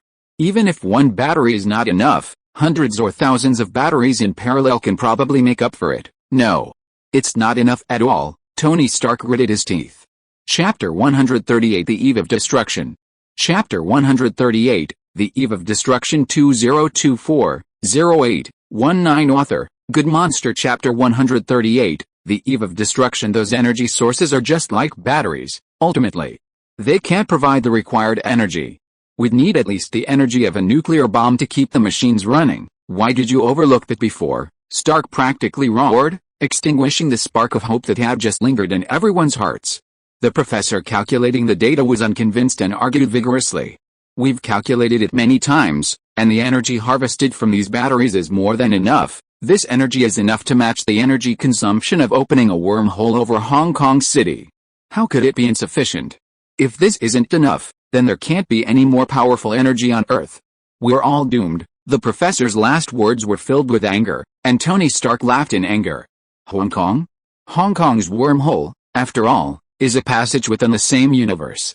What we're facing now is a collision between parallel universes. Are they the same thing? This reference is utterly wrong. The professor's face paled upon hearing this. This was indeed a point he hadn't considered. Not just him, but all the relevant personnel, in their frantic efforts, had overlooked this crucial point. And this single point could very well underwater their efforts. Tony Stark calmed down after venting his anger and spoke calmly. Prepare nuclear bombs immediately. Have Eagle Country open its nuclear arsenal and prepare at least 300 nuclear bombs. After a pause, he added, Eagle Country should still have a reserve of 300 nuclear bombs. After a moment's silence, the trembling voice of the Eagle Country military commander came over the pager. We originally had some, but, in the battle just now, 3/4 of our nuclear stockpile was used up, and the radiation from the explosion still lingers around the arsenal. There's no way to access it now. He finished his trembling words, and silence fell again. Everyone waited for Tony Stark to speak again, but he remained silent. The agonizing silence lasted for a full 6 seconds. Time, once fleeting enough to pass with a sigh, now felt restless, like years. If only it were truly like years. What they needed most right now was time. Not a single second could be wasted. The silence was broken by a long sigh. Tony Stark's. Activate the spark preservation plan. At least leave some trace. Let this vast universe know we've been here. With that, Tony Stark severed the connection. His gesture filled everyone with despair. Chen Haitian's lips trembled slightly, and he opened and closed his fist, grasping for something but unable to hold on to anything. He understood all too well what Tony Stark meant by these words. Is all humanity's efforts ultimately nothing more than an ant trying to shake a tree, overestimating its own capabilities? He looked up at the countdown, only 10 minutes remaining. He closed his eyes in agony, his fist clenched tightly, but he opened it and pressed a black button. This button was for all of humanity, containing only a voice message. Until all efforts have failed, until only despair looms before us, the only thing left to do is press this button. In China, people went to work, school, shopping, and chatting as usual. Young people gathered together, chattering about the recent live broadcast of the London incident. Replays of the live broadcast played continuously on the mall's giant screens.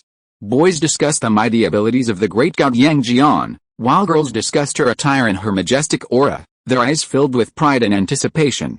But at that moment, everyone's phone beeped or vibrated. Ling. Beep. A new message was sent to their phones. People clicked on it in confusion, then froze. You're kidding? Someone frantically looked up at their friend across from them, only to find their faces equally stunned and horrified. It's not April Fool's Day. Why are you sending me something like this? Someone shouted in anger and horror. Looking up and around, they saw the same look of disbelief and horror on everyone else's faces. I'm going to call the authorities. I don't believe this is true, someone frantically dialed, hoping for an explanation. As everyone panicked and bewildered, radio stations, television stations, shopping mall screens, and even the subway advertising boards all went out. A moment later, they lit up again. All the images were the same. He held the press release, his face, usually adorned with a kind smile, now etched with solemnity and a pain that he couldn't conceal, no matter how hard he tried. Hello, fellow compatriots. I have an urgent message to announce now. The vicious incident over Lenten is beyond human control. The wormhole is expanding and is expected to cause a devastating disaster to the world in 10 minutes. Scientists from all countries have devoted all their efforts to face this disaster. All mankind is united to resist this disaster. But unfortunately, this resistance has ended in failure. This sad news has the right to be known by every citizen on Earth. Therefore, I inform you with a heavy heart that human civilization has come to an end. In this final time, everyone should go see their relatives and friends, and don't let this death bring regrets. The broadcast ends here. Next, our station will broadcast a live broadcast from Lenten. This is the last and grandest gathering of efforts for all mankind. Maybe a miracle will happen, or maybe it will still be destroyed, but in any case, we are honored to have had such a splendid civilization. There were tears in Kang's eyes, and his voice trembled slightly at the end, and his hands holding the press release kept shaking. Just before his tears were about to fall, the screen flashed, revealing the scene above Renton. The moment Kang's appeared, those who had been hoping for a lucky break, believing it was a collective prank, lost hope. They didn't understand why. In just a moment, everything had gone from peaceful to devastating. But no matter how much they didn't understand or how much they refused to believe it, it was all true. Humanity was about to perish. Looking at the dark sky on the big screen, at the shattered walls still emitting smoke, many people took a moment to realize that this was Renton today. It had been destroyed so completely without anyone noticing. And their city was about to follow in Renton's footsteps. Like the residents of Renton, they would be buried alive for the place they were in and for the entire planet. Chapter 139, A Drop in the Bucket, Barely Surviving.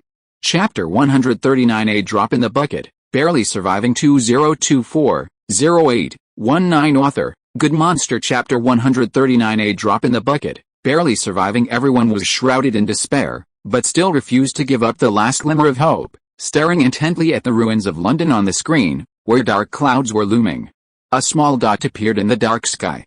It was China's latest supersonic aircraft. It landed on the rubble outside the Greenwich Observatory, pushed a huge square mechanical body out of the cabin, and fixed it firmly on the ground. Inside the observatory, everyone else had already been dismissed, and only Professor Vincent remained here, monitoring the sky data in real time. Hearing the sound, he turned his head and looked at the pilot walking out of the plane. The two men shook hands silently, wordlessly handing over the equipment. Professor Vincent then said, "Thank you very much for your efforts. It's very dangerous here now. Please retreat quickly." The pilot refused to respond, instead asking Professor Vincent, "Do we still have hope?" Professor Vincent was activating the equipment when he paused, his fingers trembling slightly. He forced a smile. "Yes, there is always hope. After hundreds of millions of years of evolution, after enduring countless natural and man-made disasters, humanity will not fall at this point." His voice was a little halting and unsteady.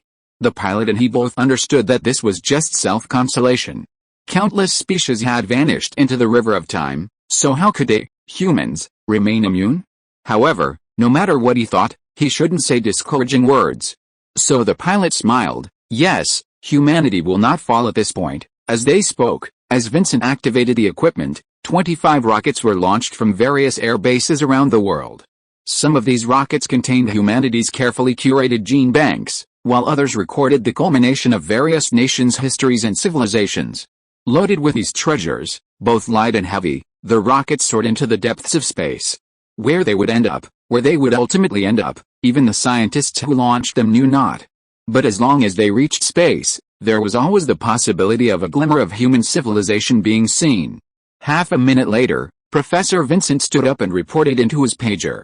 Equipment installation complete, power system about to start. He waited, then added, hopefully, we can achieve a miracle. Inside the command center, Chen Haitian solemnly declared, thank you, Professor Vincent, for your contribution to this endeavor. A miracle will surely happen. Isn't it true that humanity has reached this point today thanks to one miracle after another, once thought impossible, yet now truly achieved? Professor Vincent smiled, lowered his head, and activated the power button on the device. Click, click, click. The square mechanism gently turned, a faint blue light flickered at its center, and the next moment, it suddenly transformed into a pillar of light that soared into the sky. A beam of light pierced through the dark clouds, illuminating a small patch of sky as it rushed toward the vortex at the center of the black hole with unstoppable force. Interference activated, reverse flow device activated. Professor Vincent calmly read the numbers on the monitor.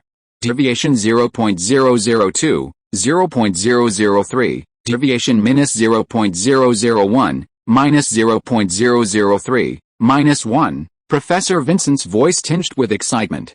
Reverse operation has begun, the theory works. A miracle is about to happen. Tears of excitement began to form in his usually calm blue eyes.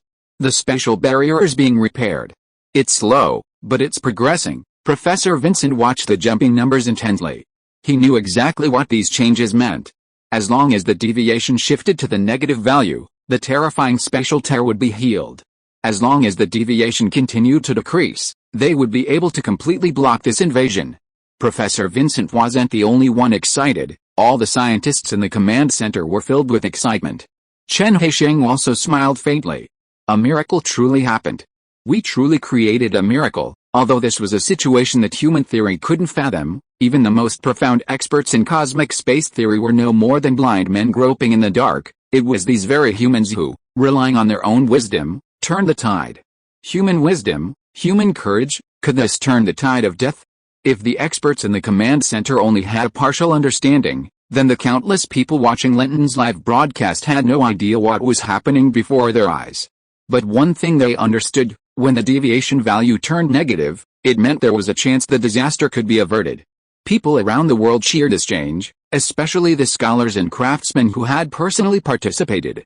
Watching the cube-shaped machine, the products of their theories and painstaking efforts, glowing blue amidst the ruins, like the benevolent light of healing sent down by the gods in mythology, they couldn't help but shed tears, proud of themselves and of all humanity.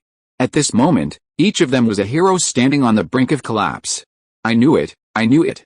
We'll succeed. Humanity won't just disappear like this. It will live on forever. I did it.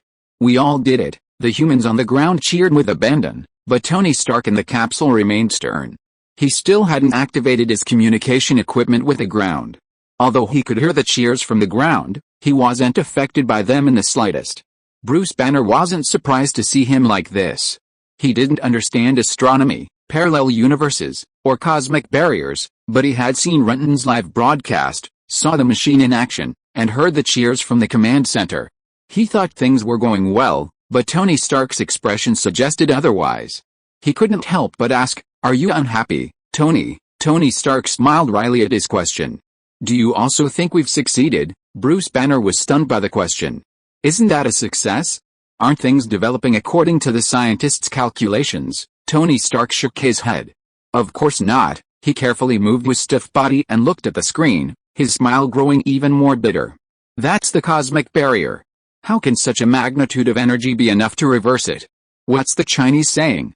A drop in the bucket. That's what we're doing now, even if we try our best. It's only delaying the destruction a little, Bruce Banner immediately said. Even if it's delaying time, it's still a success. During this delay, try to solve the energy problem and obtain a larger amount of energy. Then the problem can still be solved. Tony Stark glanced at him, feeling ridiculous and helpless at his naivety. If only it were that easy. But if you think about it, you'll know it's impossible. We've invested so much energy, and we've only achieved a fraction of a percent reversal. How do we calculate the energy consumption to continue this reversal?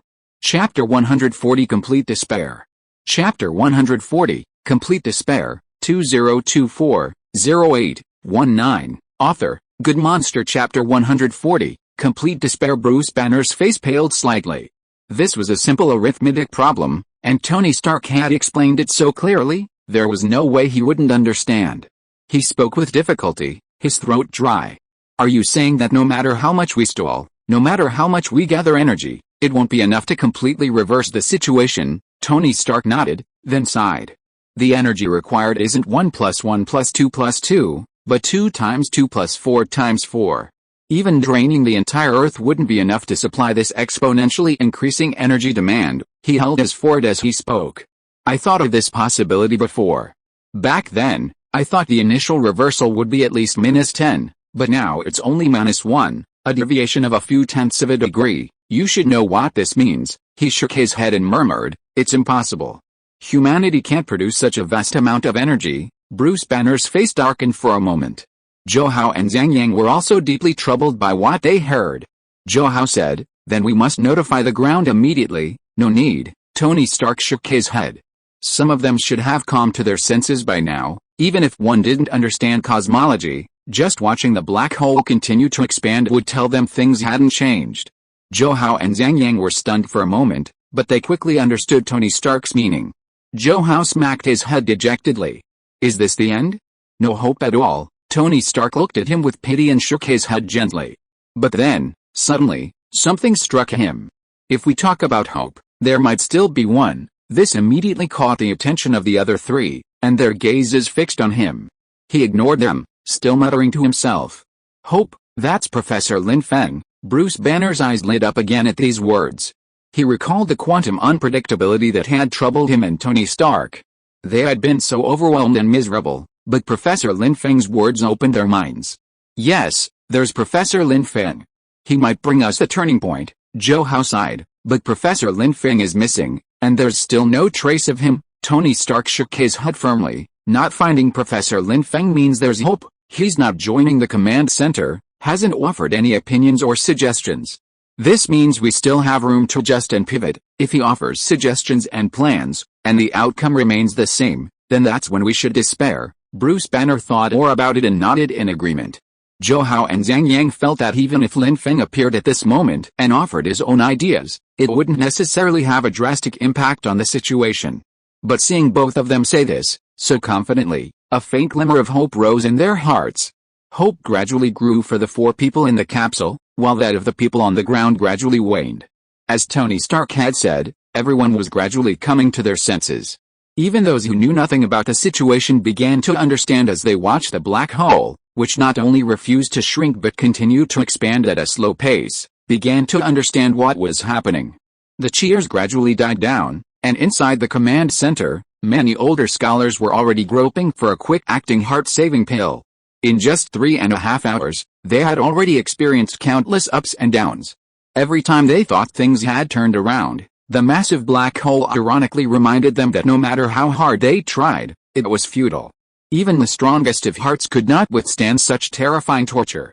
-1.55, -1.56, -1.57, the reversal value suddenly froze, fixed at a paltry -1.57.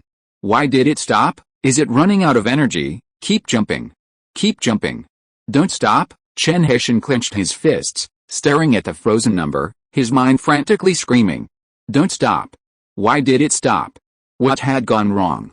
Professor Vincent, standing next to the machine, saw the frozen number before anyone else and understood what had happened before anyone else. With insufficient energy, the machine can't continue its reversal and can only maintain its status quo. Our existing energy is far from sufficient, he said with difficulty, but each word was precise. Until the deviation value reaches -100, this hole will continue to expand. But we've only managed to get it to -1. His words were clearly broadcast across the world, and scientists, craftsmen, and ordinary people who didn't understand what was happening but knew things were going to get worse fell silent. From -1 to -100, even an elementary school student could tell the difference. Was there really no hope left? Chen Haitian couldn't accept this.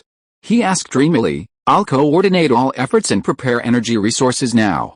Is there any hope of replenishing the energy before the black hole expands?" Professor Vincent smiled the same wry smile as Tony Stark. "Of course we can replenish the energy supply, but even if we harnessed all the world's energy, it wouldn't necessarily fill this hole. We need energy consumed 100 times over. Besides, even if we could raise such a massive amount of energy, the equipment might not be able to handle it. It might even explode from overheating." Every word was a hammer, declaring to everyone that there was no turning back. Chen Haitian slammed his fist on the podium, gritting his teeth. How could this happen?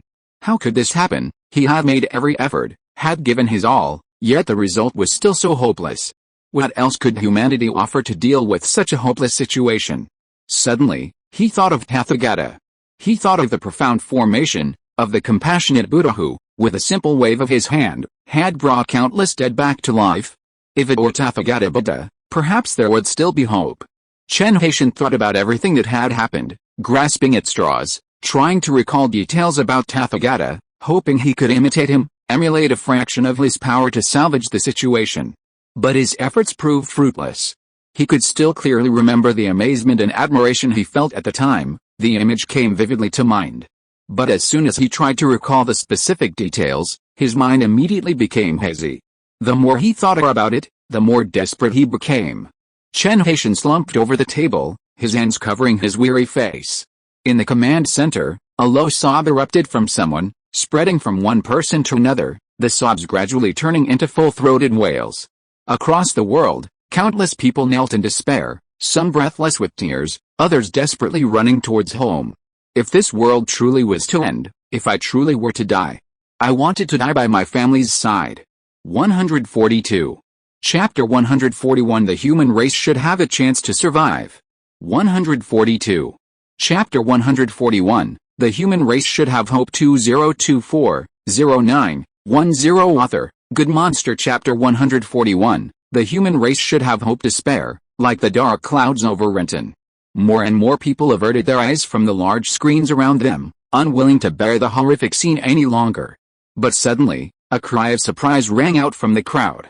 "Look, what's that? Golden light." "The same golden light as on the moon." Everyone immediately looked up at the large screen. Seeing the golden light, as bright as sunlight, their hearts, which had been dead, began to liven up again.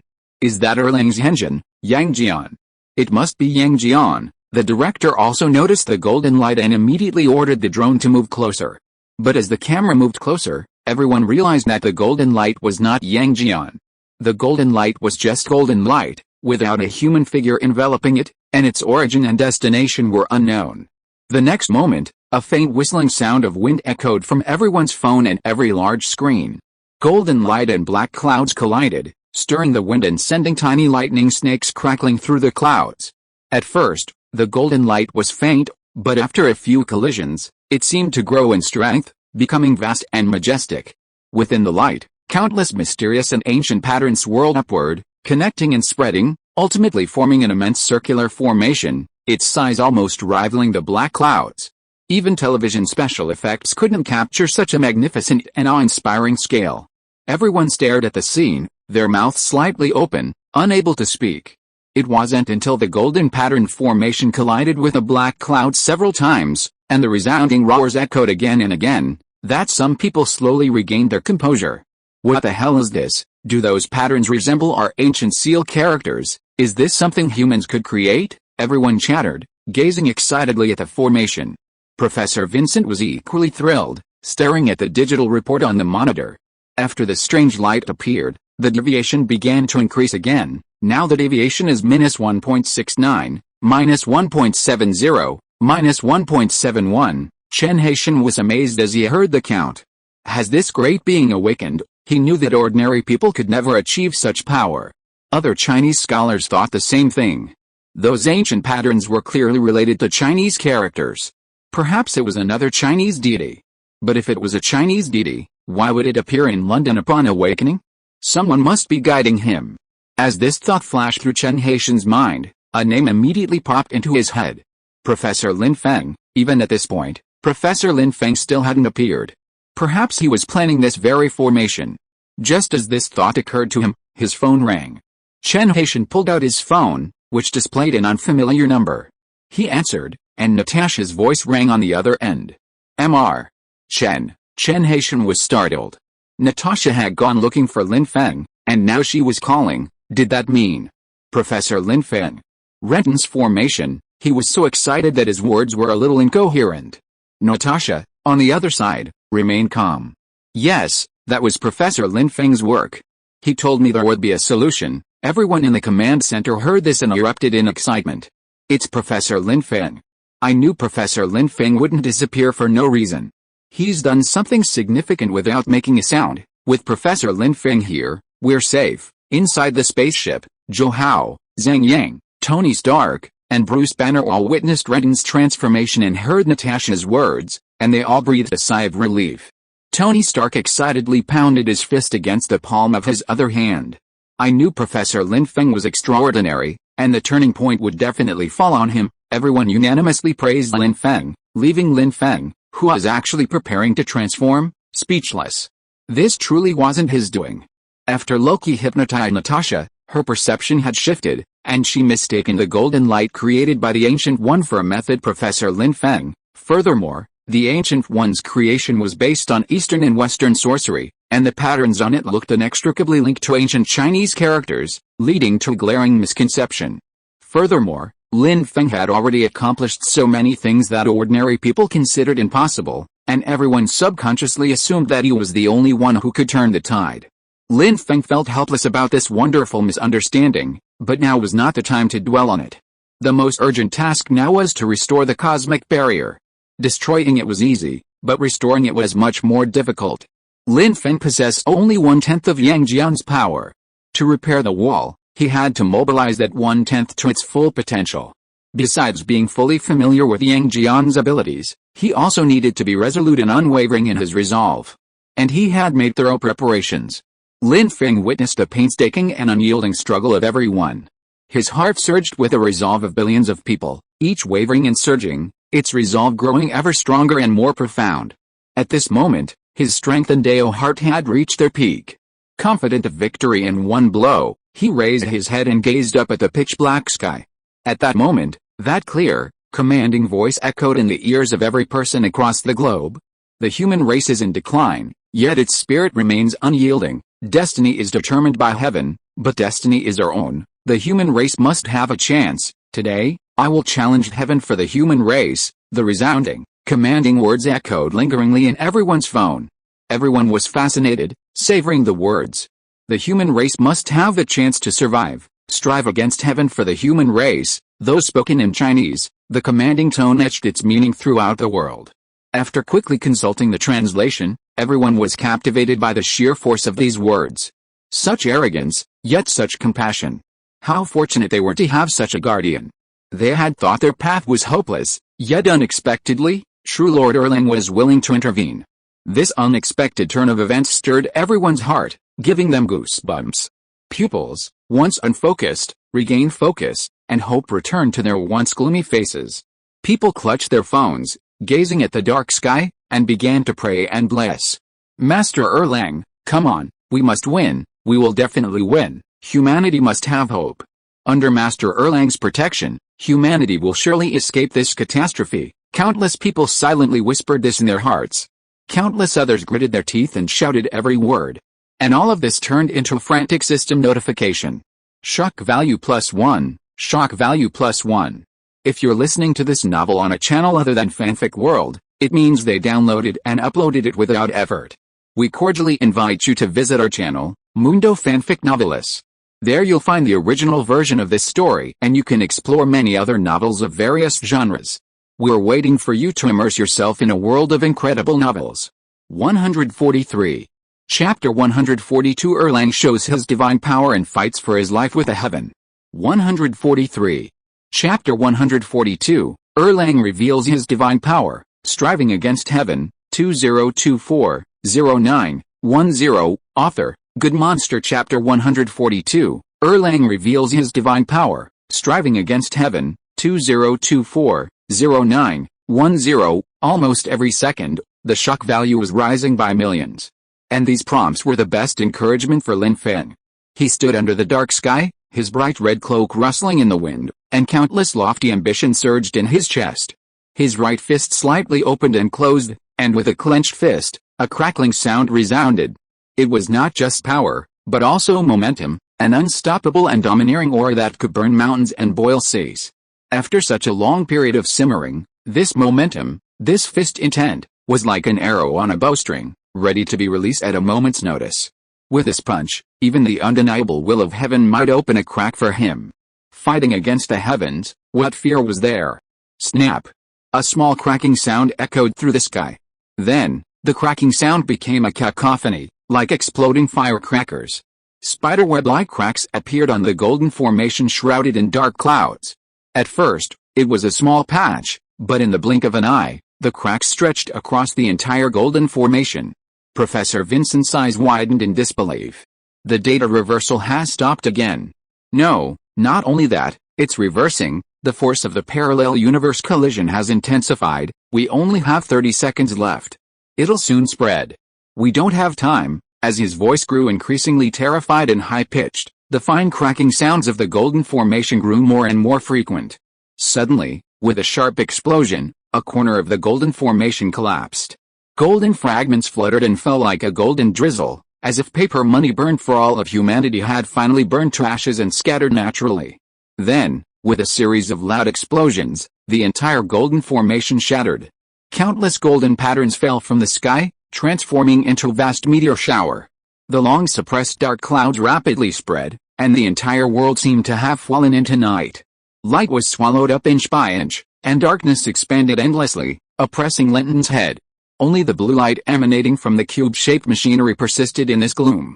But this tiny ray of blue light was like a tiny boat in the vast ocean of darkness, barely able to survive. How could it possibly break through this vast darkness? It stood weakly, like a candle in the wind, stubbornly digging into the vortex at the center of the darkness.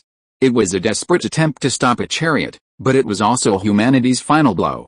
A final blow, never to give up until death. Suddenly, beside the blue light, another golden light shot up into the sky. Unlike the previous golden light, this one was even more dazzling, more brilliant, and more unstoppable. In the blink of an eye, it soared into the clouds. A figure stood proudly in the light.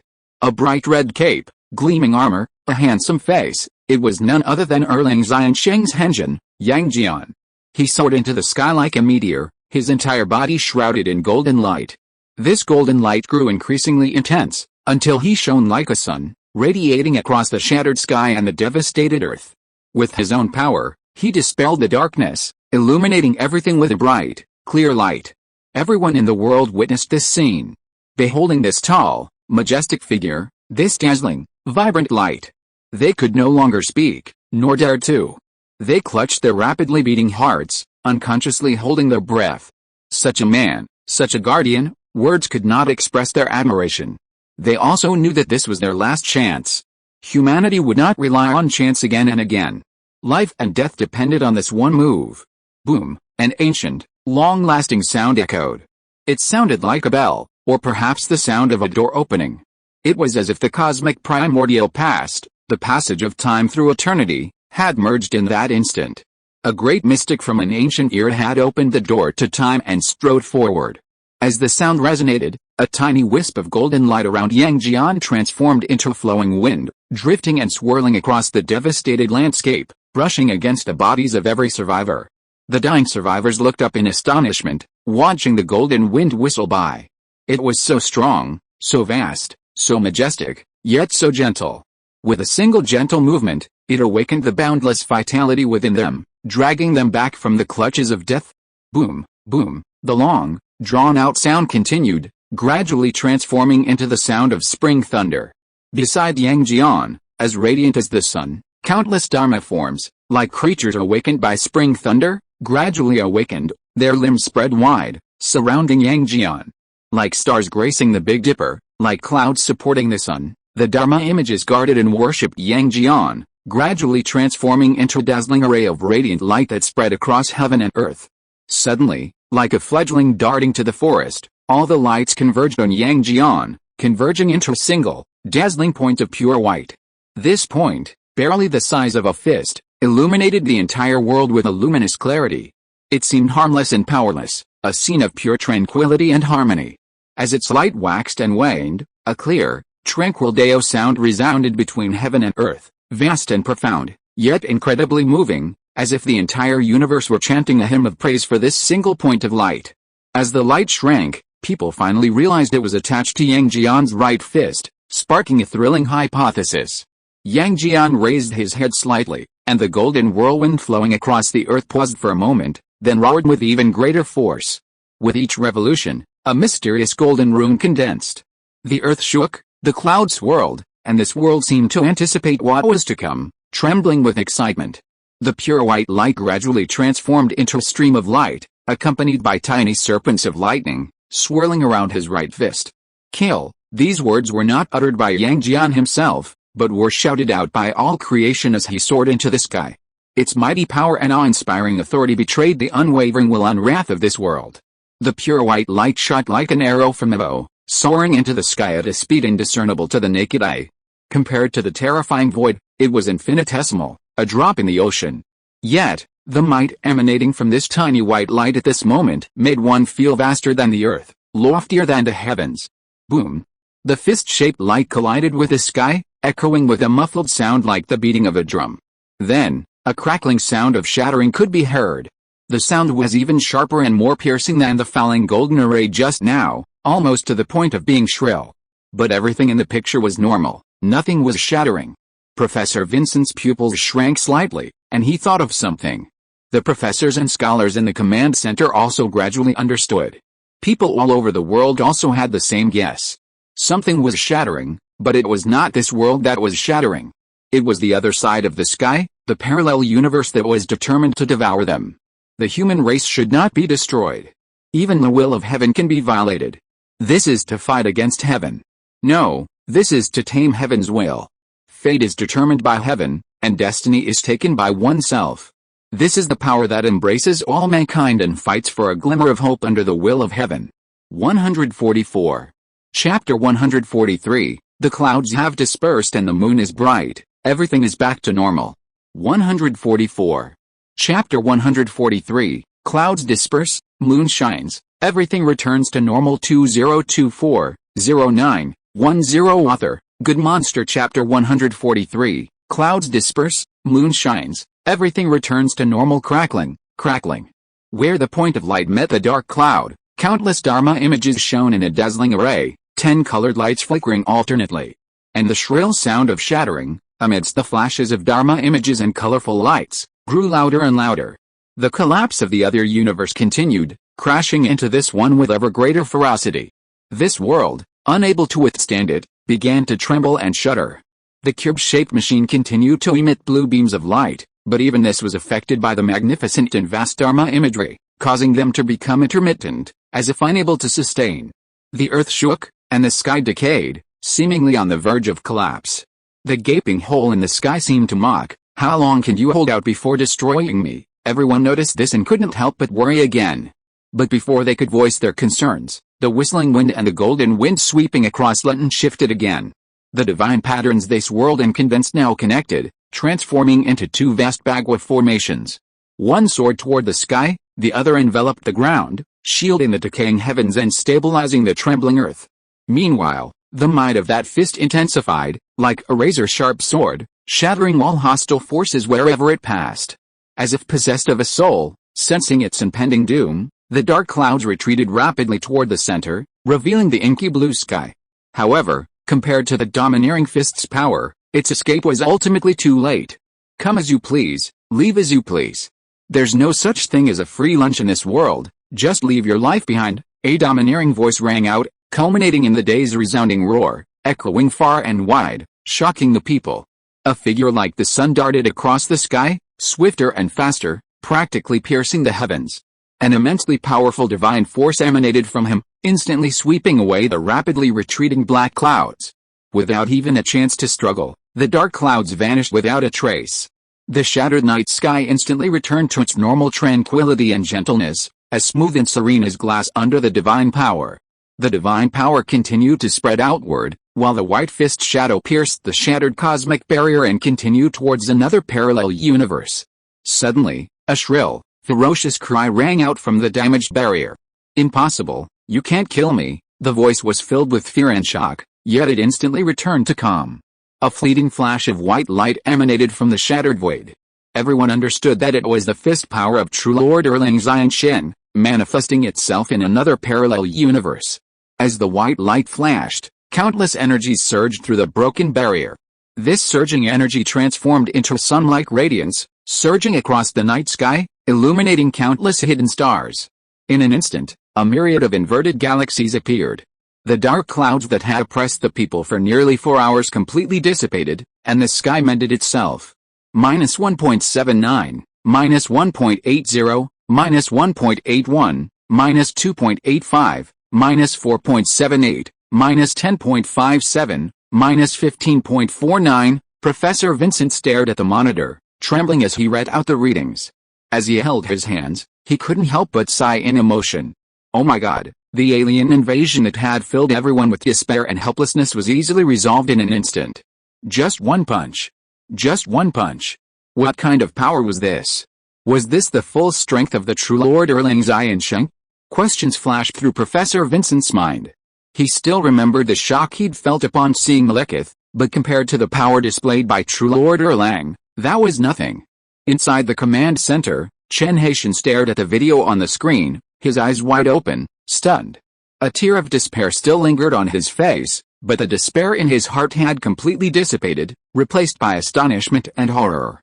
Is this the power of an ancient deity? This is incredible. It's like a collision of parallel universes. Not only Chen Haitian, but every engineer and scientist in the command center was equally stunned and bewildered. They had thought they had a profound understanding of the existence and evolution of this world, but now, their previous understandings were completely shattered. They suddenly realized they understood nothing about this world. They had no idea how it came into being, how it operated, how it developed, or what magnificent beings it had nurtured. They had thought they had made a major breakthrough, had condensed a brilliant cultural achievement. But now it seemed they were just little children, ignorant yet boastful.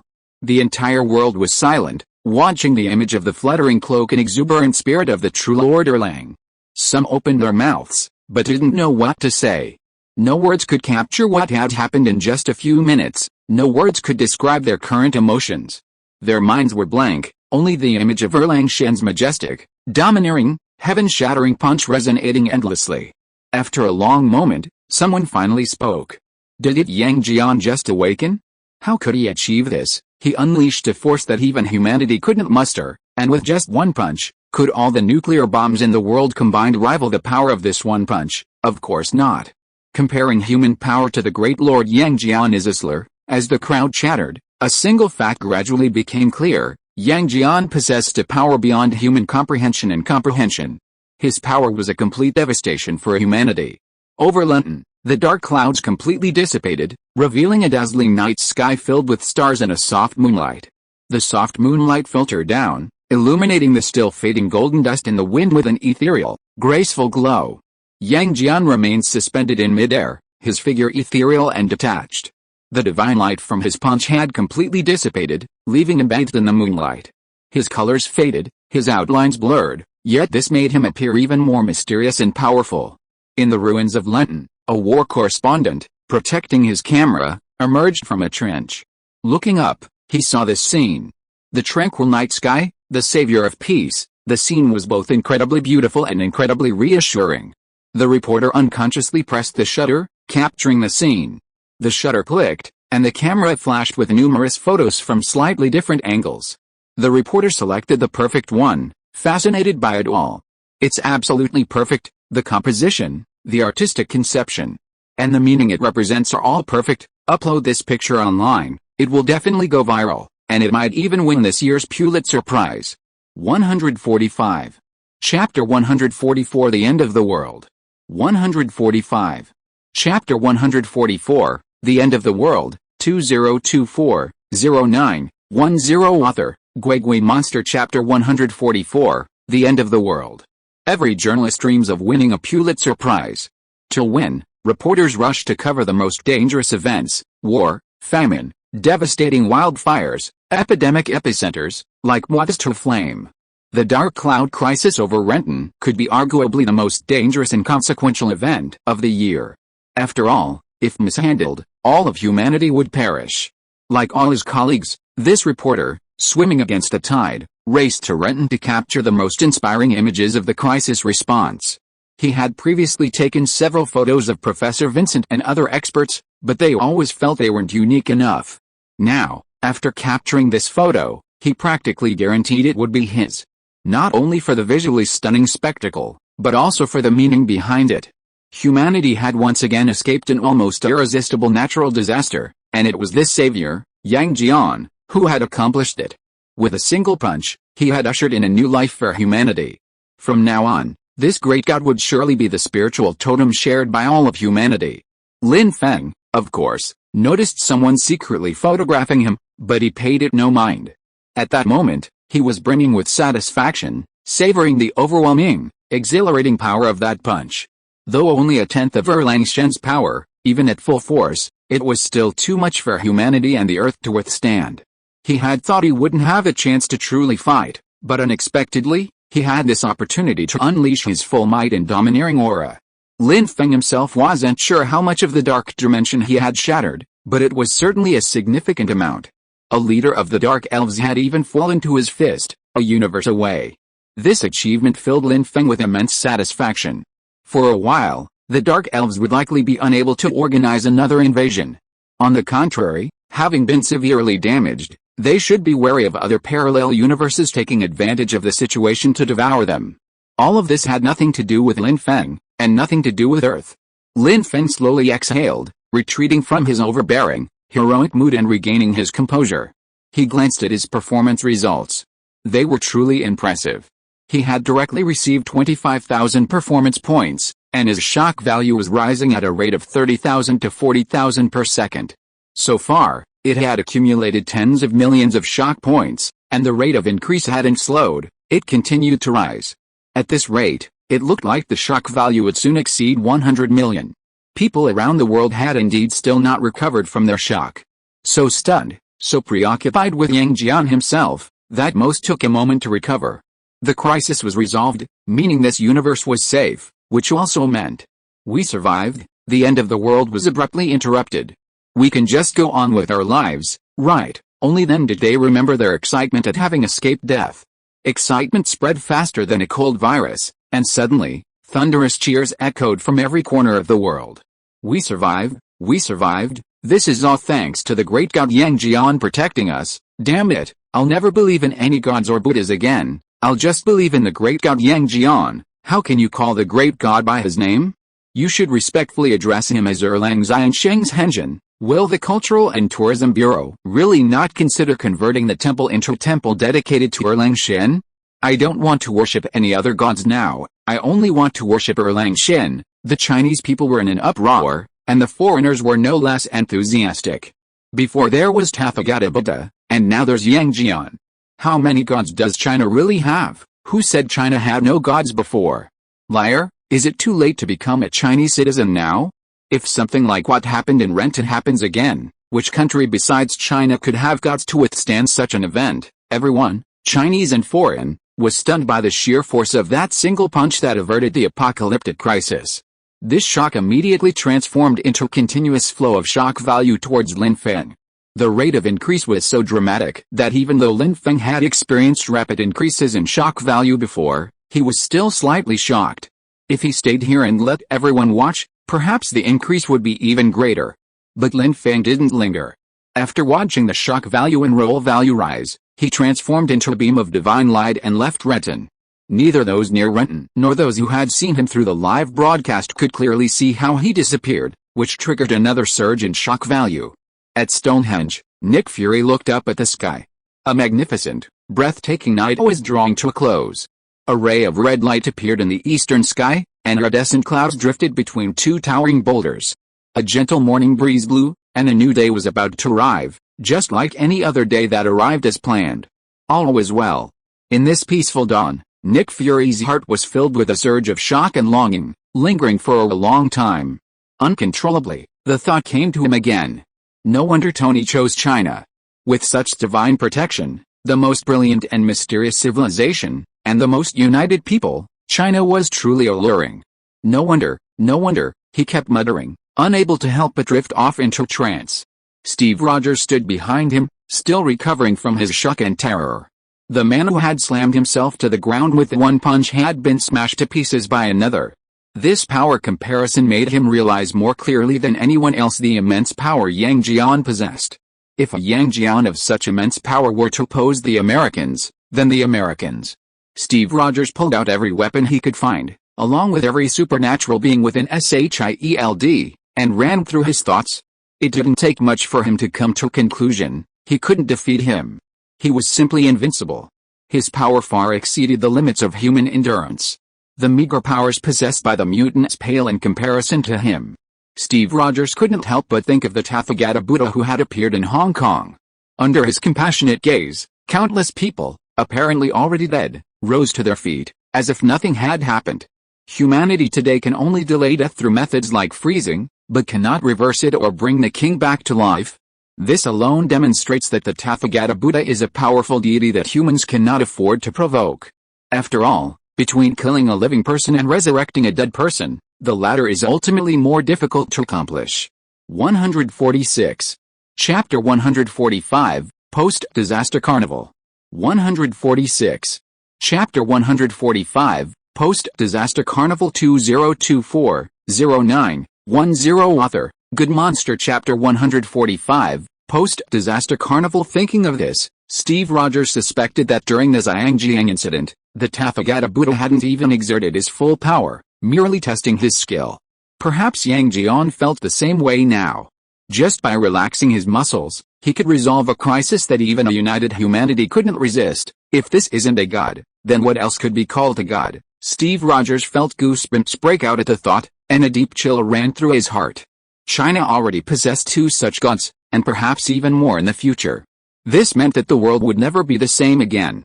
Even without mentioning the gods, the will, unity, cohesion, execution, and military strength demonstrated by China during this incident were far greater than those of the United States. It's unlikely that the United States will ever again be the world's sole superpower, the hegemon and beacon of humanity as it once was. In space, the two astronauts, Tony Stark and Bruce Banner, also received the message. In fact, they didn't need a relay. They could see the white light flickering from Earth with their naked eyes. Even without close observation, Tony Stark, with his understanding of cosmology and energetics, and his own superheroic powers, could sense the power of that heaven-shattering punch and shudder. A fist can actually deliver such force, without relying on technology or external energy sources. Relying solely on his own strength, a single punch had already replenished the energy needed to reverse the cosmic barrier. He knew better than anyone the immense energy required to repair the cosmic barrier, and he also understood the significance of the momentary dark clouds dissipating the sky and the instantaneous return to clear sky. It meant that the force of that punch had caused an overabundance of energy. The collision of two parallel universes was no match for this man's single punch. As expected of a Chinese god, coming to China might be the best decision I've ever made. Professor Lin Feng said there are gods and Buddhas in China. Do all of them possess such incredible power? When I get back, I must visit Professor Lin Feng as soon as possible. I must. Countless thoughts raced through his mind as Tony Stark muttered softly, his expression still serious, but his frown had relaxed. The apocalyptic crisis had been easily averted. They no longer had to worry about landing, or about gazing upon a lifeless, scorched earth upon landing. While Renton had suffered a devastating blow, it was only to this extent. Compared to the worst-case scenario of the entire human race perishing, this loss was completely tolerable. For humanity, this was the best possible outcome. Not only Tony Stark, but Bruce Banner was also reeling from the shock of that punch. Beyond shock, Zhou Hao and Zhang Yang felt a surge of pride. Proud that this was their Chinese god. On the ground, all TV channels, online programs, and radio programs were following up on the Lenten incident. Coincidentally, all the programs began with the three words daybreak as their titles. Kang Zet, who had appeared on the big screen not long ago to announce the bad news to everyone, appeared on the big screen again. But this time, he had a smile on his face. As the top news host, he always remained calm even when faced with a catastrophe, but at this moment, he could not hide the excitement in his eyes.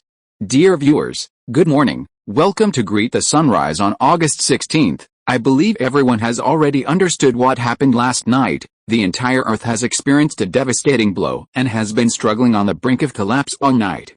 We tried various methods, but all ended in failure. We can only hopelessly wait for death. Fortunately, we still have a powerful guardian angel. Hearing the three words guardian angel coming out of Kang Zet's mouth, many people felt a little strange.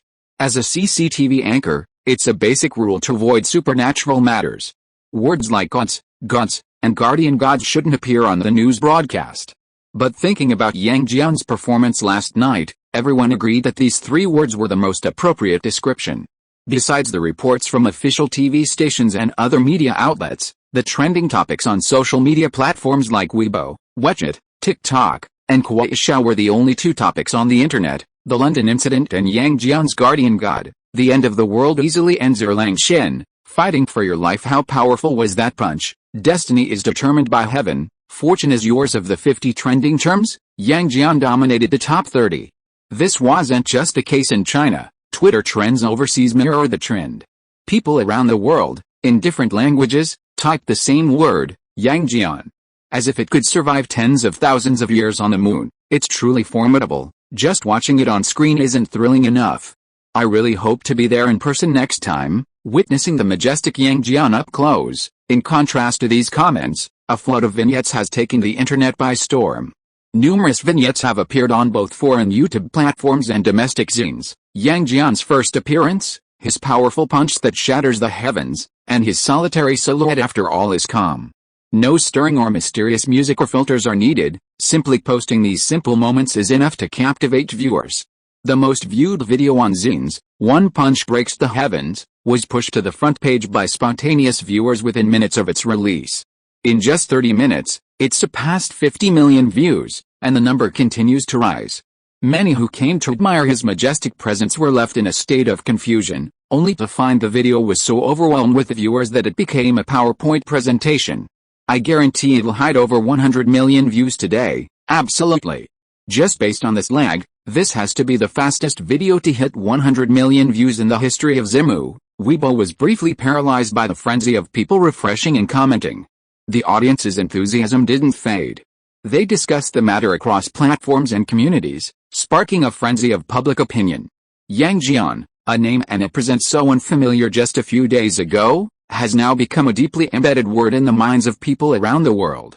Although no one knows his history or his role in the ancient world, one thing is certain: he is powerful, he is domineering, and he dares to challenge the heavens. He successfully saved humanity from disaster. The world was engulfed in a sea of ecstasy, with only one place remaining silent. 147. Chapter 146. What's the problem? 147.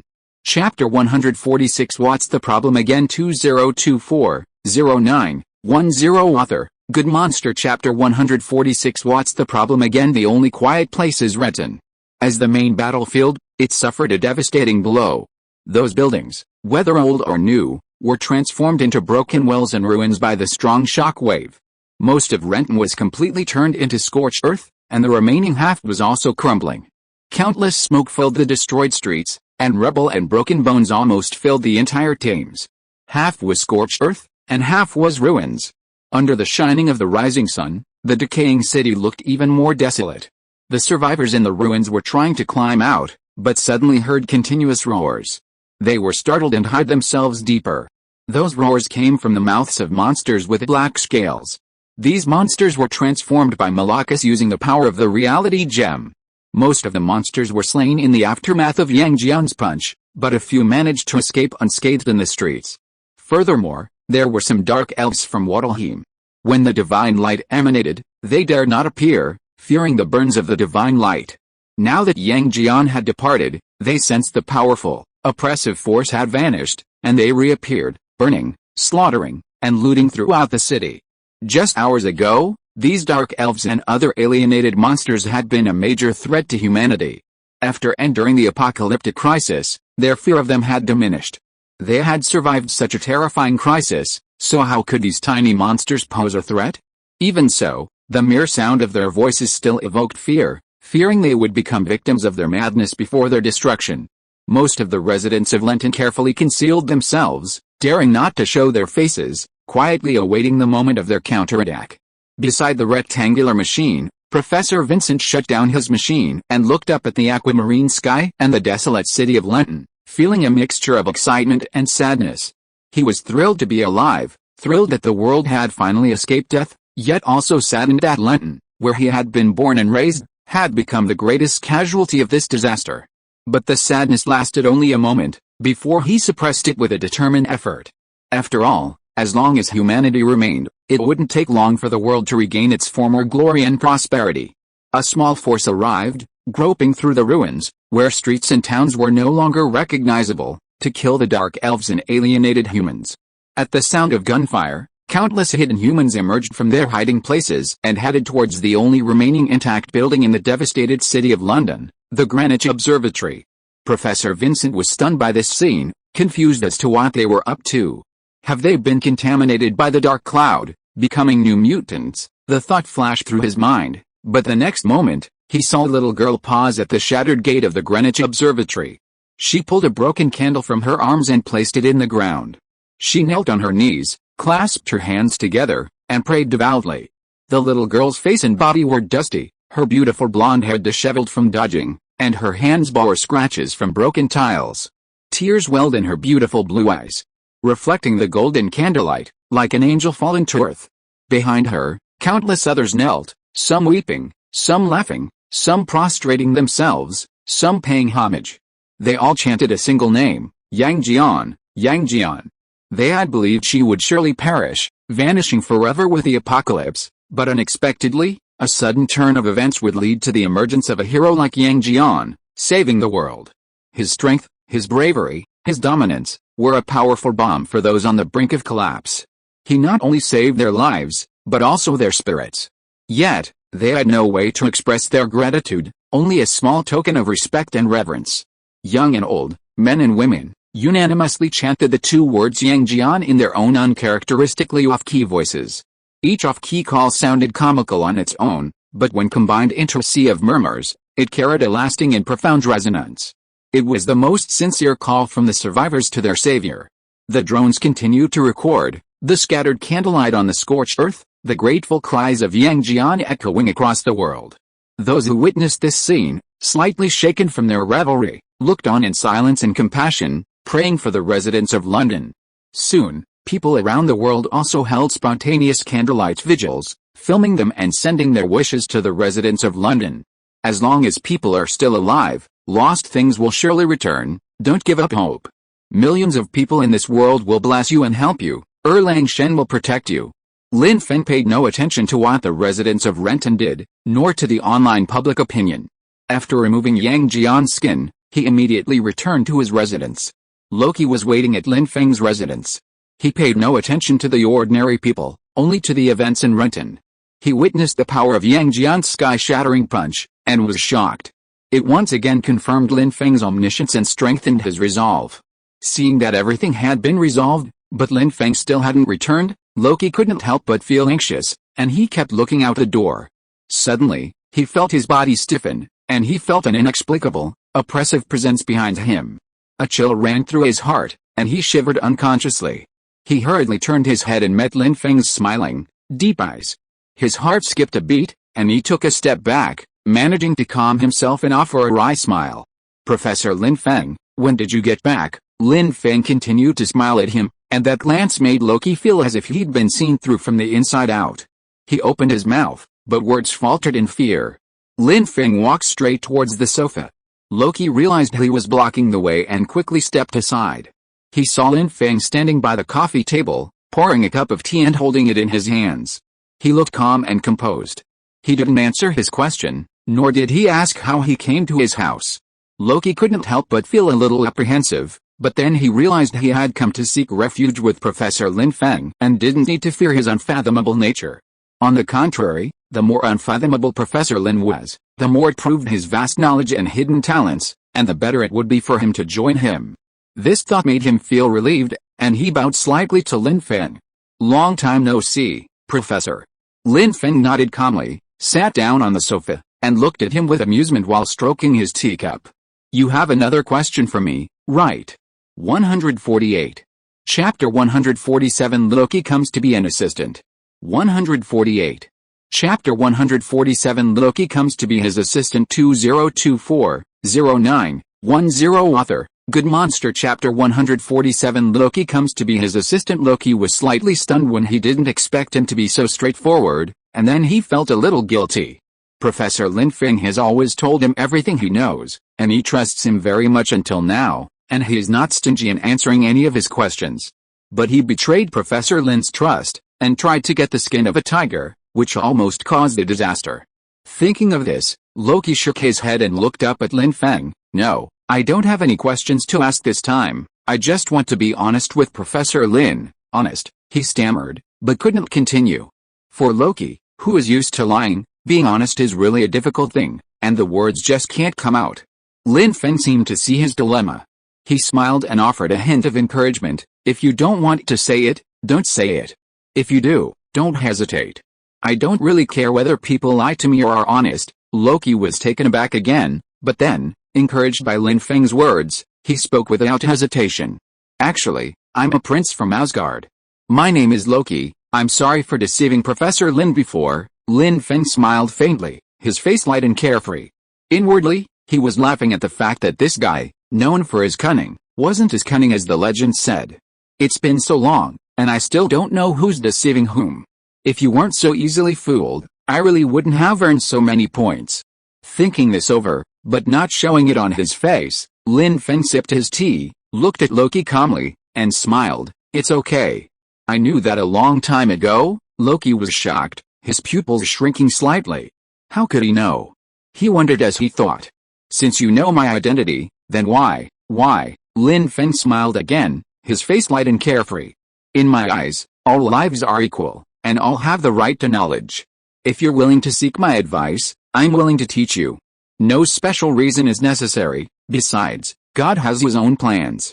He arranged for you to ask me, which naturally means that some destiny has been bestowed upon you. I am only responsible for imparting the knowledge you seek. Even if this leads to some unforeseen circumstances, that is only natural.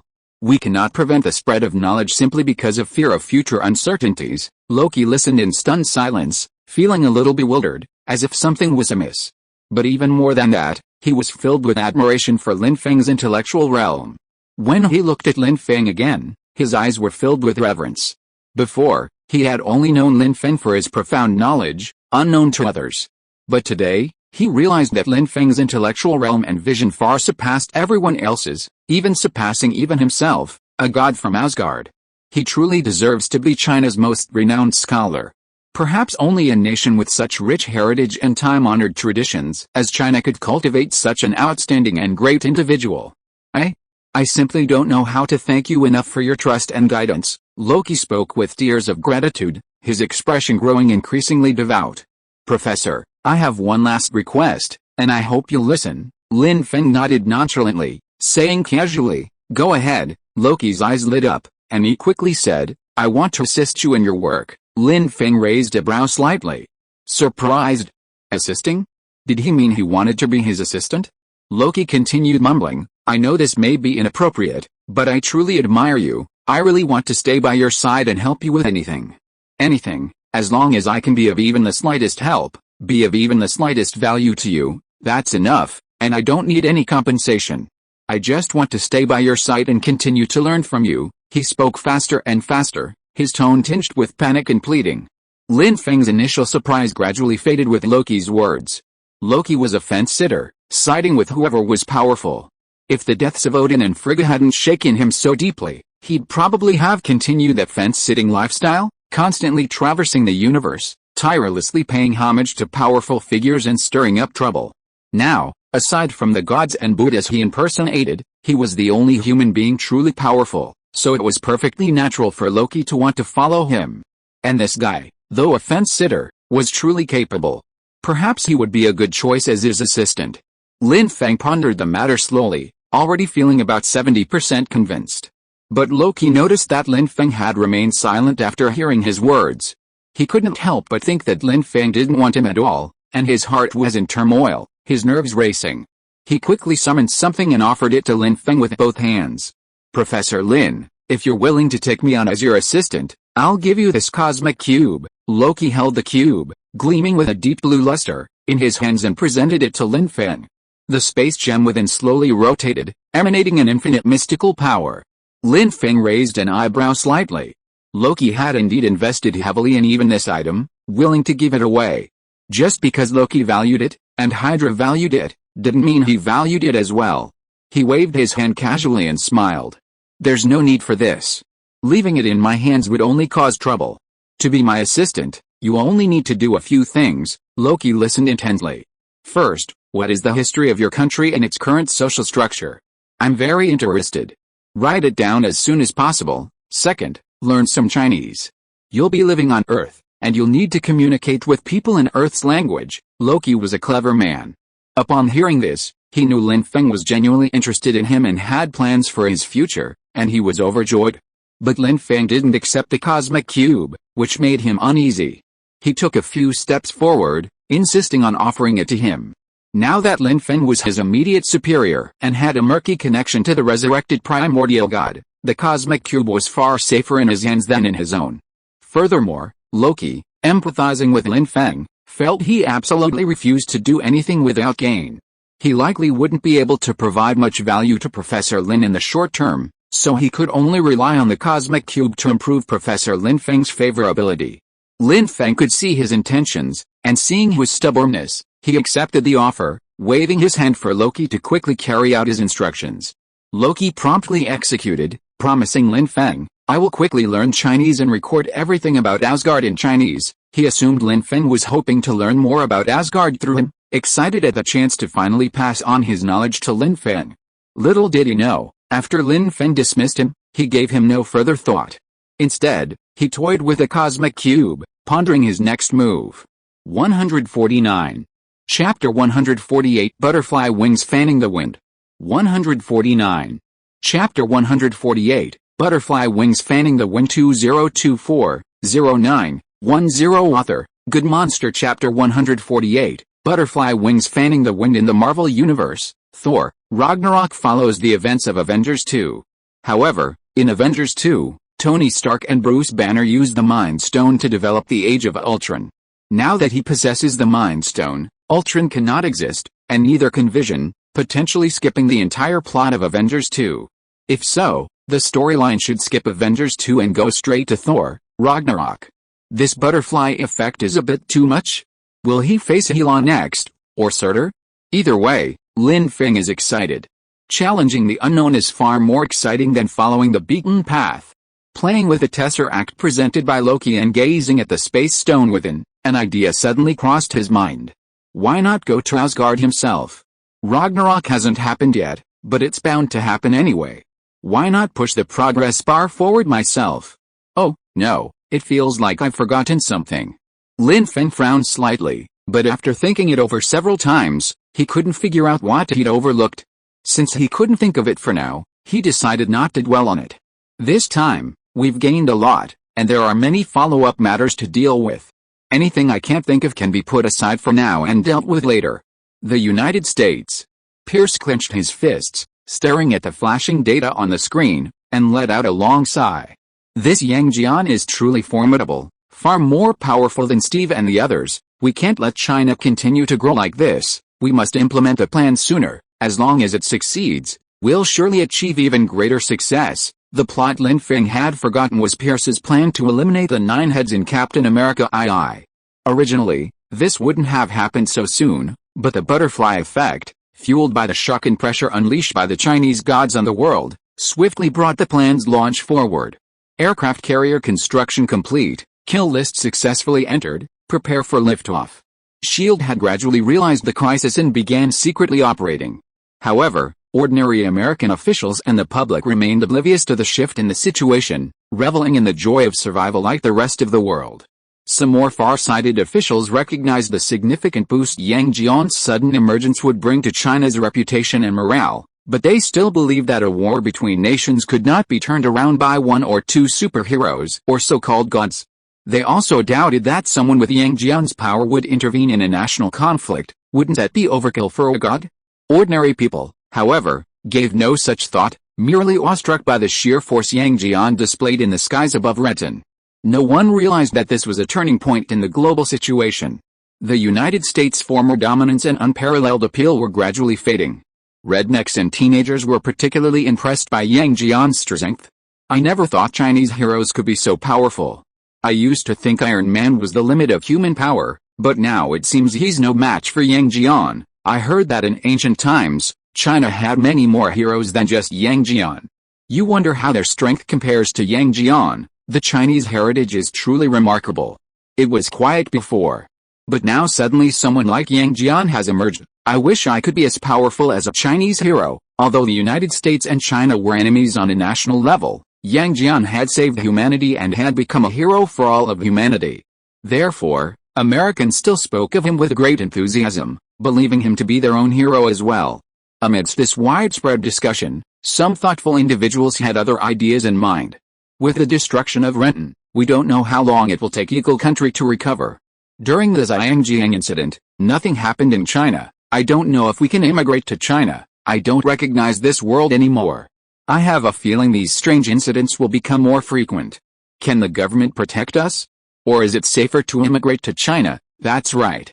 If something happens to people in other countries, Yang Jian may not intervene, but if something happens in China, Yang Jian will definitely intervene. Although the general public only has a partial understanding of what's happening, and even those in power only have a glimpse of it, this little understanding is enough for some wise people to make their own judgments. Safety and food and clothing are humans' primary needs.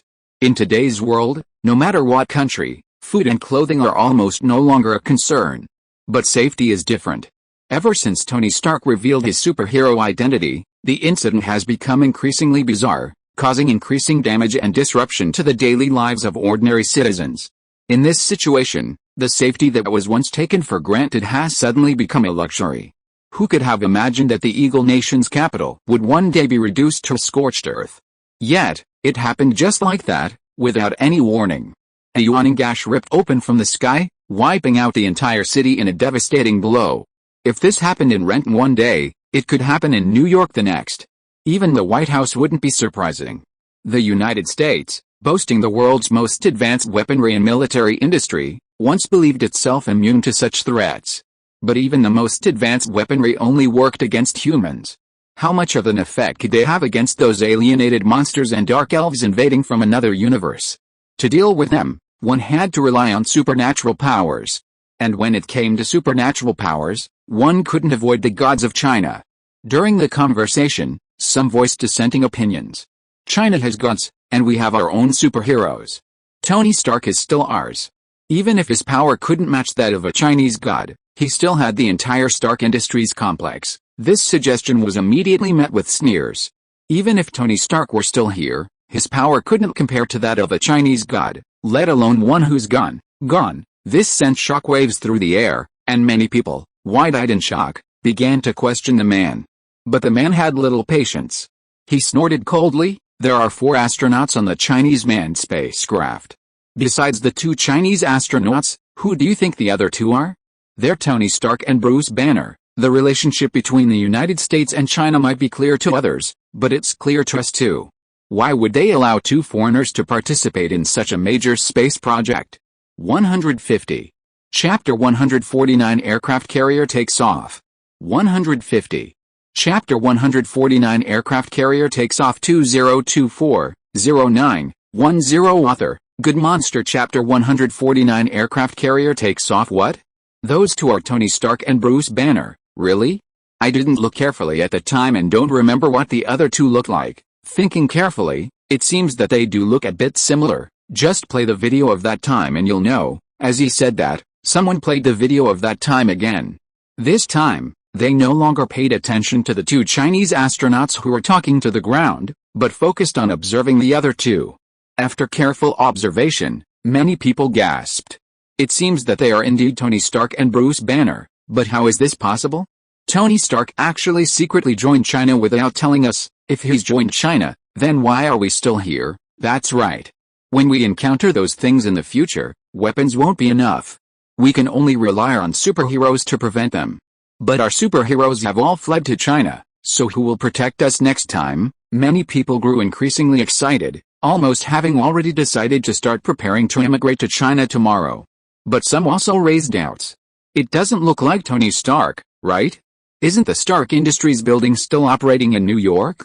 Why would Tony Stark join China? Doesn't he want his vast fortune? A brief silence fell upon these words. Of course, those who planned to flee to China planned to take most of their wealth with them. None of them planned to become penniless in China. How could Tony Stark abandon his assets in the United States and go to China alone? It just didn't make sense to him. Seeing everyone fall silent after his question, the man felt a little proud and continued. Besides those gods, what else in China is stronger than the United States? Those gods won't give Stark any special guidance, and China itself can't possibly offer Stark more benefits than the United States. Why would he defect to China? Everyone thought this made sense. Tony Stark was a superhero revered by Americans. He already had Stark Industries in the United States, with no shortage of wealth or power. What better terms could China offer him than the United States? At that moment, someone suddenly spoke up in the silent crowd. Don't forget, China has. Professor Lin Feng. The name stirred 1,000 waves, rippling through everyone's hearts. Indeed, Tony Stark didn't care for money or power, nor did he need status or position, nor did he have the same intense need for security as ordinary people. All he needed was the latest science and technology. The previous broadcast had already made it known to the world that Professor Lin Feng was the key to China's lunar landing plan, a name specifically mentioned by the sleeping god Yang Jian upon waking from his sleep within the moon. He must have many secrets unknown to others, and he must also hold many keys to rapidly advancing technology. With this in mind, it's no surprise that Tony Stark would defect to China. Not to mention him, which leader in the world wouldn't want Professor Lin Feng? Hadn't they previously fought over Lin Feng, leading to a small-scale firefight between agents from various countries? Even if China's hard power is slightly inferior to that of the United States, they have Professor Lin Feng. As long as they have Professor Lin Feng, catching up with the United States will be a piece of cake. Thinking of this, everyone strengthened their resolve. The voice that had called out Lin Feng's name continued slowly. Although the gods can protect humanity, they are still gods and humans are different. We can't always rely on them. Among humans, only Professor Lin Feng can we rely on. Only he can bridge the gap between humans and gods, allowing humanity to continue to thrive peacefully. During the Linton incident, before Yang Jian intervened, wasn't it Professor Lin Feng who managed to delay the disaster and mitigate its impact? That's right, someone immediately chimed in. With Lin Feng, China is far more powerful than all of America's military and industrial might, and its future is far brighter. I think this matter can't be delayed. Once the decision is made, we must immediately prepare for immigration. The longer we delay, the more the government will hinder immigration.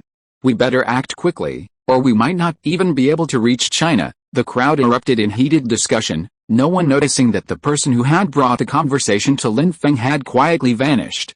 Walking down the streets of New York, Loki smiled. People's hearts are so easily soured, a few simple words can do the trick. Besides, he hadn't lied, everything he just said to those people was the truth. Only Professor Lin Feng could enable humanity to rise, to progress quickly enough to rival other parallel universes. He was indeed intentionally boosting Lin Feng's reputation and status, but this was also beneficial for all of humanity. Now that he had become Professor Lin Feng's assistant, he must spare no effort to help him gain greater social prestige and influence, taming others into dogs who wouldn't dare disobey Professor Lin Feng, forcing them to abandon their evil intentions and diligently follow his guidance, so that Earth could rise as quickly as possible. Only when Earth and humanity rose would he gain more influence, and Professor Lin Feng would trust him even more. Suddenly, something flashed across the sky, interrupting Loki's thoughts. He looked up in surprise. This was. Loki narrowed his eyes slightly, making out the outlines. 3 massive aircraft carriers. Loki wasn't the only one who saw it. Everyone passing through the streets of Washington heard the noise and saw the 3 aircraft carriers streak through the air, their shadows casting a shadow over them and then swiftly passing by. They remembered these things. They were the aircraft that had smashed into the Statue of Liberty, but why were they here now? People stared in stunned silence, unaware of the impending danger. Only Loki found this situation particularly suspicious, a sense of alarm rising within him. He immediately hid, hiding among the crowd, and vanished in an instant. Unbeknownst to him, the person standing next to him was Steve Rogers. Steve Rogers was on the phone, his attention drawn to the 3 aircraft carriers in the sky, and he didn't notice the person beside him vanish in an instant. He frowned and picked up the intercom again. "Nick Fury, did you see those 3 things in the sky?" SHIELD hasn't responded yet. Nick Fury's voice was almost frantic. "Fuck. Of course I saw them. But I don't know what's going on. Director Pierce should be there, but I can't get through to him. Captain, be careful. Maybe there's something else going on." End of this chapter. Thank you very much for reaching the end. Don't forget to like. Looking for more exclusive content and immediate access? Subscribe to our Patreon. Remember, every like, subscription, or donation encourages us to continue. Thanks to everyone. See you in the next video.